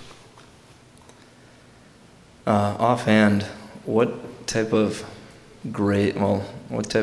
site characteristics are you up against? For instance, from north to south, what type of grade change happens? We have about 4 feet, 5 feet, yeah, from the upper right corner here to the lower left corner. But it's going downhill to the lower left. So essentially, anything I'm putting in here is nestling back into the ground. And if I was to try to do something in the other form where it's addressing Hankerson, I really needed it to go the other direction. I needed it to be level from Hankerson and then drop it into the end of the alley. So if I had more of if the alley was down a half a level, that would have been an automatic for me. It would have been a no-brainer. We would have had our brownstone character on the front, and we would have had alley access, and that's what we would have done. So are you hoping, at least with what we're seeing, because I don't really see elevation, that all of this is sitting at the same elevation? No? So it is going to stagger? No, the driveways will come into the garage. The garage will have space behind it that'll actually be halfway down. So all the family rooms, all the lower levels across the back of this will be half in the ground. We call them lookouts. And then the deck is up a half a level. So when you're coming off your deck, you're only going down 8-10 steps to the backyard. So we're trying to, from that aspect of it, I'm trying to connect the yards to the decks, to the living space. When you have to go down 17, 18 steps from your main floor to the backyard, that makes it hard. All right. Yeah, I'd echo what pretty much all the positives that a lot of the fellow commissioners had. I definitely have maybe more concerns than others just with this exact change if this were to go through. It's obviously maxing out what's available on that site, and that's a big change. And we're considering changing an R1 to include this. So anytime that happens, tend to err on the side of putting myself in the shoes of the new neighbor to this that now, currently lives right next to a single family home. And, our intent with the comp plan was really to guide the nodes, not necessarily transition single family home neighborhoods into more density. So I have concerns there. And so how you work around the details of that transition, but if it's going to be 3 stories next 6 feet away from that property, I just can't support that. That's just too much height, too close. Yeah. Granted, they have some side yard there that they're working with. Yeah. That's just a pretty big change. Yeah. And whatever you could do to get the driveways on the back. I mean, we do have an alley there. Yeah.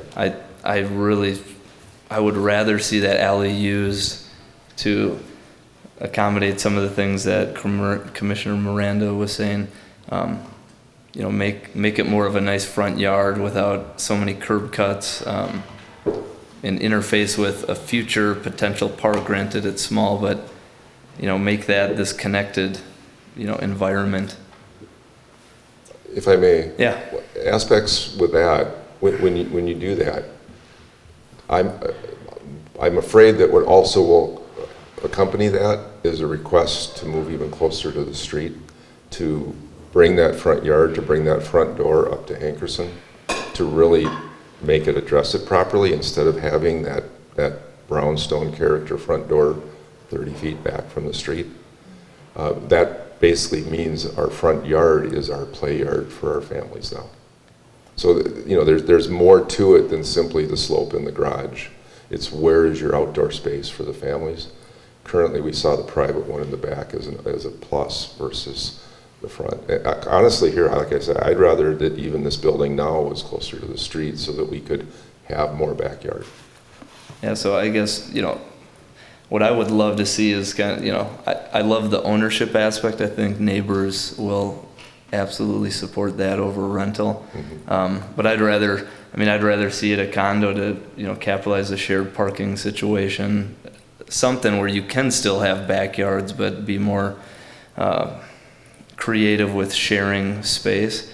And I know that's not the product you're going for, but I just see a lot of hardscape right in the front. Granted, there is trees, but I see that as a perhaps lost opportunity if we are going to entertain, maxing out this site with a 3-story option. I think it minimizes some of that and maybe allows you to, articulate the building more to the side, the neighbor to the north as well as the front.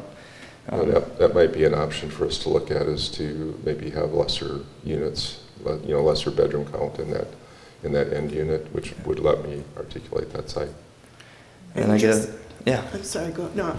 Just to mention too, our neighbor to the north there has a 0.22 acre lot, and that extra space is between the 2 single families. So there's a lot of space there already from his use of the space standpoint, but we would have always talked about really greening up so that he wouldn't feel so encroached upon at all. But your thoughts are good for us to consider, so I appreciate that. I mean, just directionally too, it's north, 3-story, takes a lot of light out of that backyard. So, I mean, that is their yard, so it's just something to be aware of. I'm not concerned as much of the privacy, but definitely robbing them of a lot of light that they're used to getting. It'll take a lot away. And then I guess bigger picture too with the Grandview transportation study that was, I guess, concluded about 3 years ago. You know, like getting excited about reopening that intersection, that was like a midterm change. And I think if that happened right now, it wouldn't work well. Because it has to happen after the intersection south of that moves further south. Right. Because it'd be too close to the existing intersection. And without the improvements at Vernon, and if another intersection goes up there, people will absolutely cut through Hankerson because it's a straight line to interlock. And so I like the idea of addressing it, but maybe from a pedestrian and bike standpoint first, and maybe only, you know, it might not be necessary. I mean, that intersection, you know, if the one south doesn't change, I don't ever see the need for this to happen. So I don't think it'd be wise to jump the gun on that, but at least provide a better connection for neighbors, because I'm on that map, I'm a little farther north, but most people go through the Wells Fargo. Yeah. No one's gonna walk the extra half a block south to go to the protected intersection. It's just too inconvenient, so. I think the observation is if that is what happens, that there's a little more room for that pocket park to grow as well. And I think it even provides even more of a respite now too, at that intersection, because it is right there at what is arguably now a pedestrian crossing as opposed to a vehicular one. So I would say if get on the board with city, that park area, it would be nice to actually have a connection going across Vernon on the north side of it, kind of abutting Wells Fargo. Yeah. Because there's steps right now which limit people with strollers or ADA. Right. So if you could have something wind through, and maybe that's where the temporary intersection, I don't know. Or maybe that just gets you to the sidewalk to get to the new intersection. Right. But yeah, I think neighbors will object to the density. I don't have much concern there. You're talking seven more units than what's there, and it can handle it. And we want to encourage more people kind of right there nestled up against Grandview. So it's a cool housing option. Right now, from what I see, like I feel like it's a little too intense, especially on the north side. So whatever you can do to soften that feel. And I mean, when I look at both of the pictures that you have provided of the side-by-sides, like these ones, you know, like this looks really nice. And this is a little more, you know, in your face. So at least next time, or if you guys go forward with a formal proposal, just to have some details in those materials to allow people to really see what it would feel like. I tend to three-dimensional modeling once I get to that level too. Yeah. I was encouraged to keep this easy. Yeah. And I was actually sort of disappointed when I got here and I saw the previous applicant with his 3D modeling. I thought, I had time, why didn't I do that, you know? So next go around. No, it's okay. We've started to encourage less details at this point. Agreed.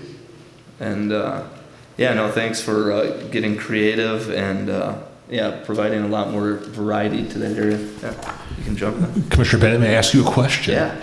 If the applicant were to go more the brownstone concept and push, you know, whatever mechanism possible, get the parking to the side or the back, you really would then therefore need to pull the building closer to Hankerson. Otherwise, you're going to have that weird 30-foot. That's going to be crazy uncomfortable. I mean, how would you feel about being so much closer to the street, to Hankerson, versus every other property on that? So right now, I feel like what's proposed, you're going to see it coming south on Hankerson. It's going to stick out because the houses are what, maybe 50 feet back? 48? I don't think they're 50. Yeah. Most of them on the site, on the map, here it is. So, I mean, I feel like what we're seeing, I don't it's know if- jutting out quite a bit Do already. we push the like- button here, or does he jump on it for us? Okay, is there a way to zoom in on it? Is there a zoom over here? Yes, there is. Yes. Yeah, there you go. To answer Todd's question, I would be more comfortable getting closer to the street. If Okay, that's maxed. To use the alley to keep the garages and the stuff behind, I'd support it coming closer because we'd already have to be okay with it going closer than it is. Yeah. Thanks, Yeah. Commissioners. There's a big slope difference from midway between 50th, or between Interlochen and 51st, in terms of dropping south. There's about a 12-foot drop down to that corner. So when you're at Jerry's looking across the street, it's really noticeable, that slope. And so these will not, the top of the second story will look level with the top of a first-story building because it drops so significantly at that end. And also the plan that was up earlier shows it just sitting on the exact parcel of land, because the curbs were added in from what was a rural cross-section. There was an extra 15 feet pulled to the side to 52nd is 15 feet further away. And the front of the building is another 15 feet further. I'm just showing 130 instead of 145 deep, and 225 instead of 245. So it's quite a bit more space than is shown on that plan. It was just shown on its parcel and that alone. So, but if you're in Jerry's, you can really see that drop off, and so the top of these buildings will be level with buildings that are right next door, even though they're one story shorter. Sorry, I'm having a hard time talking with this. No, it's all good. I would rather, since we don't have any alleys, I would rather if you guys could harness that and bring the building forward. Just especially with having that green space on the other side of the street, I think you have a unique opportunity to use that as a family space, even if they don't develop it to a park. I mean, it's an open green space. Right. Just need a fence maybe along Vernon. Oh, don't go chase that ball. Right. But yeah, really creative, so thank you guys for bringing something different. Do you, don't leave Thank yet. you, Commissioners. But you can go lay down if you need to, if you're back. Did you have any comments? No? Okay. It's a good idea. I like it though. Good. I'll be brief, so you can get home and take some Valium. But anyway, so I'm echoing what I agree. I know that you have some restrictions with the grade and such, but I would agree with also pushing it forward, taking advantage of the alley, putting that activity, the garage doors to the rear, because I love what you're proposing, but it's just all those garage doors and all of that, and yeah, so I really work as much as you can. I'm also, density does not frighten me, but I think that this is a little tight on this site. You're really maxing it out, so I think that if you could potentially look at maybe reducing it by one, getting some more green space around the whole site, and I would look at doing that, or one or two, or however that works. But the big thing is flipping it, or trying to have the garage doors in the back. I mean, if that's impossible, even then adding some of that outdoor activity, like a deck or something, a porch, something on the front, you just can't be just that, the windows and the garage door. But hopefully you're able to flip it and bring that activity to the front. So that was all. Yeah, go ahead, Lou. One last thing about the parking is if it has to be in the front, have you considered, because it seems like there is a large gap between the curb and the properties, if you have the curb cuts be single curb cuts and then they Y out to to two garages. So it's just a single curb cut, and then it widens out at each one. It almost looks like there'd be enough room for that, but. I think you're right. I think you're right. I think that is definitely something that we could look at. Okay, thanks. Thank you. Thanks. Thank you. Thanks. Thank you, Carrie.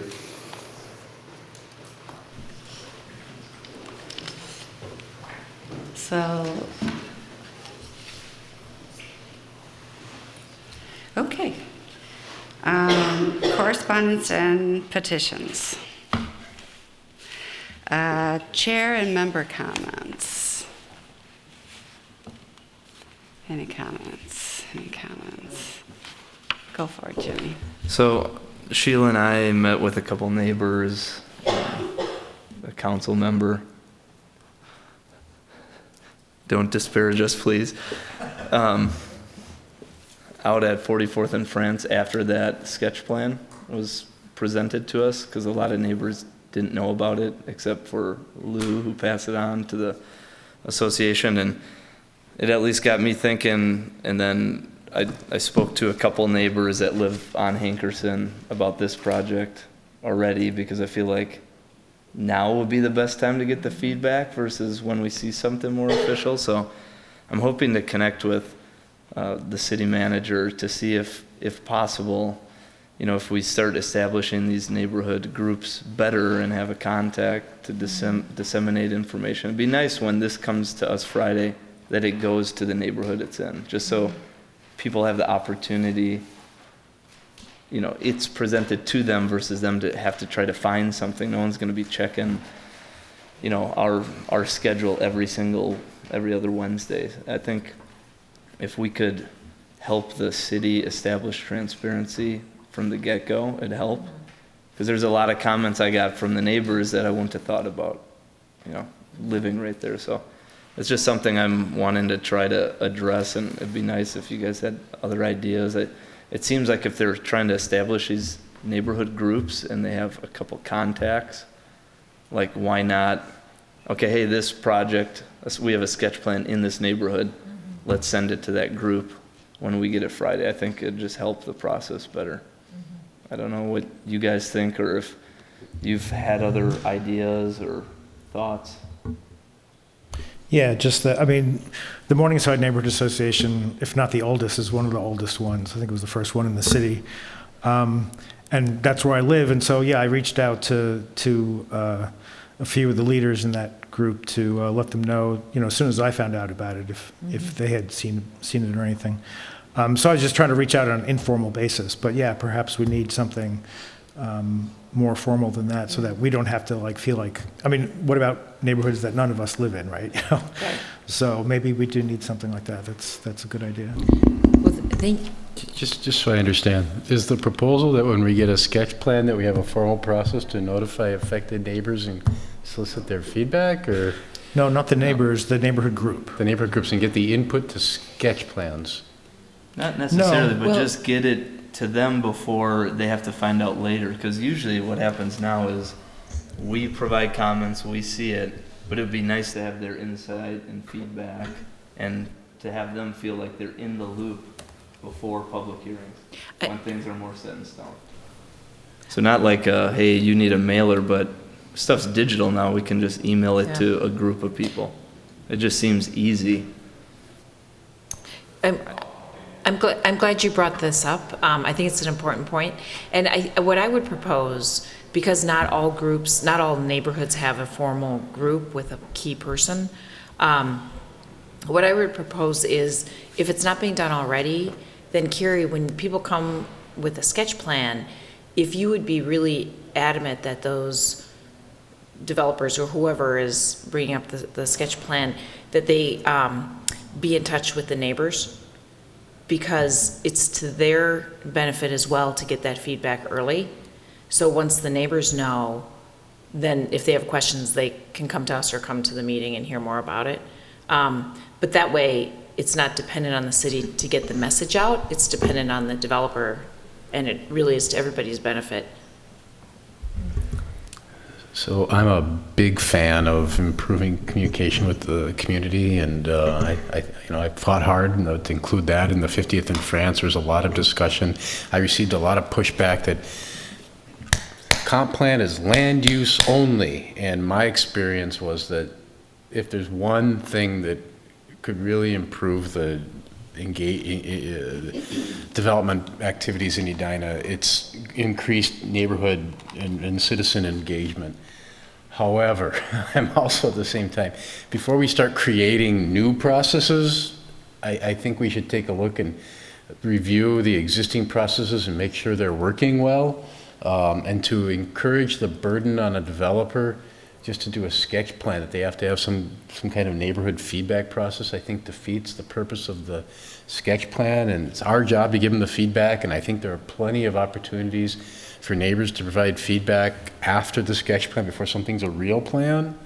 And I think we should look at those and making sure those are maximized, the existing, before we create new processes and new steps. That'd be my recommendation. Yeah, so in terms of actually meeting the neighbors, I have concerns about that too, because I remember what happened with 4500 France. And the problem is that I think that, I mean, you know, as much as we pay attention to what's going on in the city, most residents frankly don't, right? And they don't know, as Ian was saying, they don't know our processes and everything, right? So what happened is that developer actually did try to reach out to the community right away, and people in the neighborhood saw that, and it was like a revolt. It was because they're thinking, you know, they don't know. I mean, you can't expect them to know, right? They don't know that it's a sketch plan.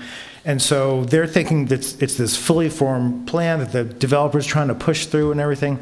So I can see notifying neighborhood groups, you know, if they exist and everything. I don't think we should make a decision tonight or anything, but I think it's something we could talk about.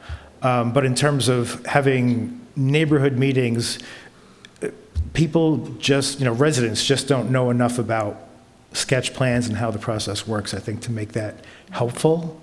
I can't see it being helpful in most cases. But I think that we need to, I think continuing conversation about this is good. And maybe not, but I guess I shouldn't have said sketch plan, but they come with ideas, that to have the neighbors already know about it, and if they have an opinion, to submit an opinion is helpful.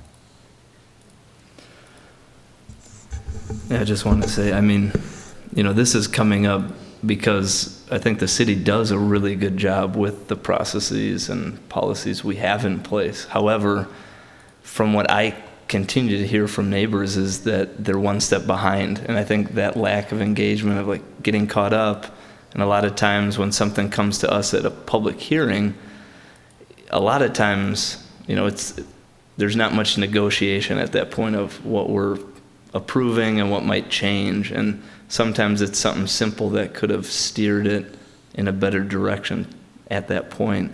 So, I mean, 44th in France, when we met with them, I mean, they felt, you know, like it would have been helpful for us to get that feedback before our sketch plan as they're developing it further now.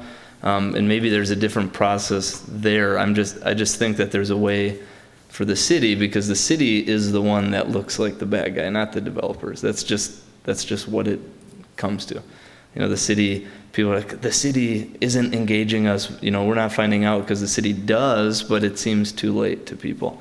So if it's more direct versus like, here it is, you can find it, or passing the buck to the developer where it might not happen, I think we could do better. Because, I mean, when I see a sketch plan, I go usually check out the site, walk around the neighborhood, I talk to people I know there, but it would be nice if there was a way for us to get some feedback if we don't know people there, or, you know, neighbors more deeply affected. So I just want to hear ideas. Yeah, I mean, I was trying to encourage a conversation. So I had an email conversation with a couple of neighbors, text with one, email with another, in terms of, because, you know, once they found out about it, they're like, you know, oh, this is a plan. And it's like, no, it's a sketch plan. And, you know, it's partly I took on myself to try to educate them and say, you know, and they're like, well, can we give feedback? And it's like, no, it's not a public meeting, but you can send letters to the Planning Commission and City Council, you know. So, and again, that's why I think it's a tough situation because, you know, we have set ways of doing things, and it's hard to explain that to everybody every time. It's a tough problem, you know, and I guess maybe we need to have a session on this or something, but, because we could give them more information, but, you know, like half the people, it's like, if they don't know about it beforehand, it's like, you know, I needed to know about this. And the other half of the people, if they go to this meeting and then you tell them, well, it's just a sketch plan, and they're like, well, why am I here? Why are you wasting my time? So, you know, it's difficult. So question, Carrie, how long has the sketch plan process been in place? I would say it's been about 7, 8, 9 years, somewhere in that range. Okay. So prior to this, it would, you know, we just went right to a formal application and public hearings. So it's much improved over where we were before sketch plans, for sure. So, I mean, I think there's opportunities, since this is still a relatively new thing. I think it's not optimized, just from feedback I'm getting from residents, and maybe other people are, but Yeah, we do need to be mindful of the 60-day rule, 120-day rule. You know, if we start notifying residents of sketch plans, you know, are we starting that clock? So those are some things we need to be mindful of. If it's notifying recognized groups, that seems to be, I would think we could do something like that. it just seems easy, and it puts it in people's court right away. So people, I don't know, it just seems like an opportunity, since we added sketch plan. But without sketch plan, you know, the developers had to notify people affected, right? Nearby. Well, there's and we didn't do, right, when sketch plans were instituted, we also started not requiring, but strongly encouraging them to hold a neighborhood meeting. And virtually every developer does do that. So they'll hold that neighborhood meeting prior to even making an application. And in part of that, with that neighborhood meeting they're holding, we as a city, we give them the mailing list. So they are notifying everybody within our, the required notice list. So that's happening typically before an application. Okay. So that's the point at which I think we can look for improving. I don't think we can say that the city processes are working really well if the neighbors are always feeling like they're a step behind. And I'm not a big fan of adding steps to processes. I'd rather take a look at how we can improve. And I think the point at which the first point to look is to look at the point where what's happening right before the application comes in, and how to improve that neighborhood meeting, how to improve the communication, the minutes, and the outcome of that. That's where I would start before I'd start adding steps to the sketch plan. The sketch plan is intended to be something the developer does just to kind of have a sense from the city and the city leadership, which we represent, and we represent the neighbors and the ideas of the community, to kind of sense, does this make sense? Does this not make sense? And then to go back. And I think it's premature to start inputting public meetings in that. And Todd? Yeah, I think that the danger is if you make this more sketch plans, this whole public package, we're going to get back to where we were about 2 years ago, where we're getting the 3D models in sketch plan, which is not the intention. I think the intention we want with sketch plan is what we saw with the first hearing today, where they came for a sketch plan, was not supported. They went back to the drawing board. You know, they clearly spent some money and some time, but now they're back with another idea that fits better. And I think that's the intention. Now, certainly if certain members of the public that are into this, follow this, and they are out there, have methods to communicate to us. But I think the minute we start saying, oh, we have to notify the public directly about the sketch plan, we're going to go back to these 3D flyover models, and the whole thing will, I think, lose the importance of what the sketch plan was. It was like, as a concept, as a box, how does this fit? Does that work? And I think that becomes the danger. Also, 3/4 of Edina does not have neighborhood groups. Yeah. So it's really works well in 44th and Francisco's Morningside. I think the further you get away from there, there's nobody in Grandview. There's no, so a lot of the other areas within Edina don't have that. So are we then just trying to well, if we don't notify anybody in Grandview because of this project, have we disadvantaged this neighborhood? I think you just need to be really, really careful because this is. But I think we have a good process. It's not great. It's not perfect. And I know certain neighborhoods are very sensitive to these things.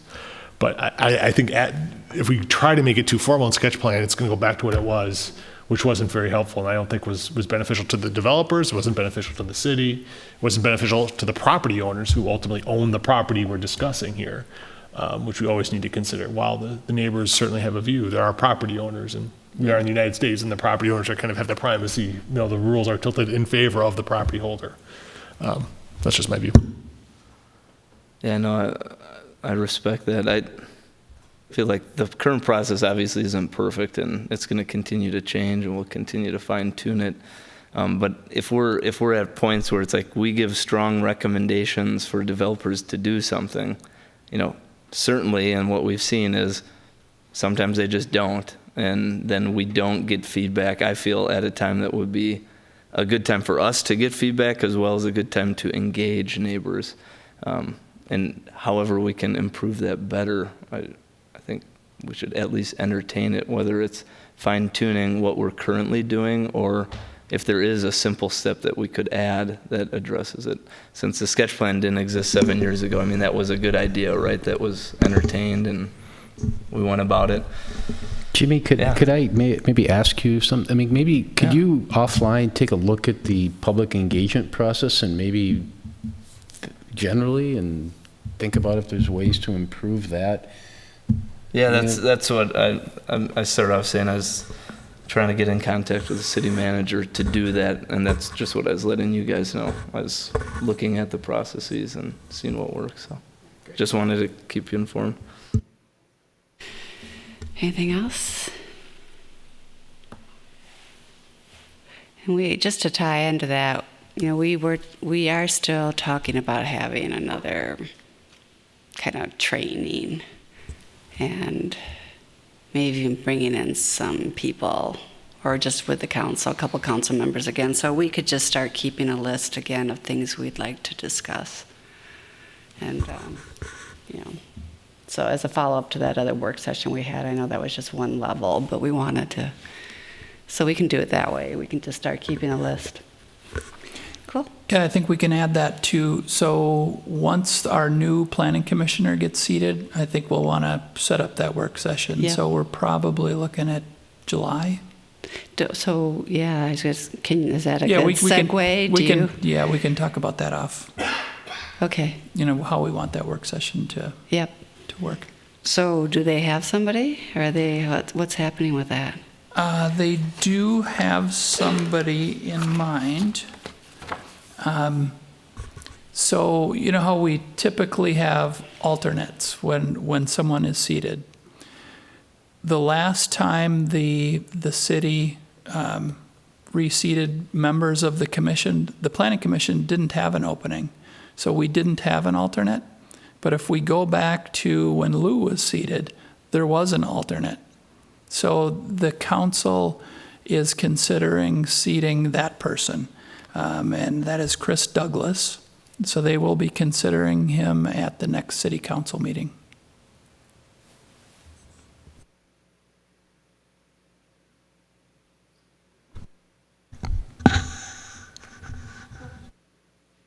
All right. Anything else? Any other staff comments? I move to adjourn. Second, all in favor? Aye. Aye. Motion carries. Meeting adjourned.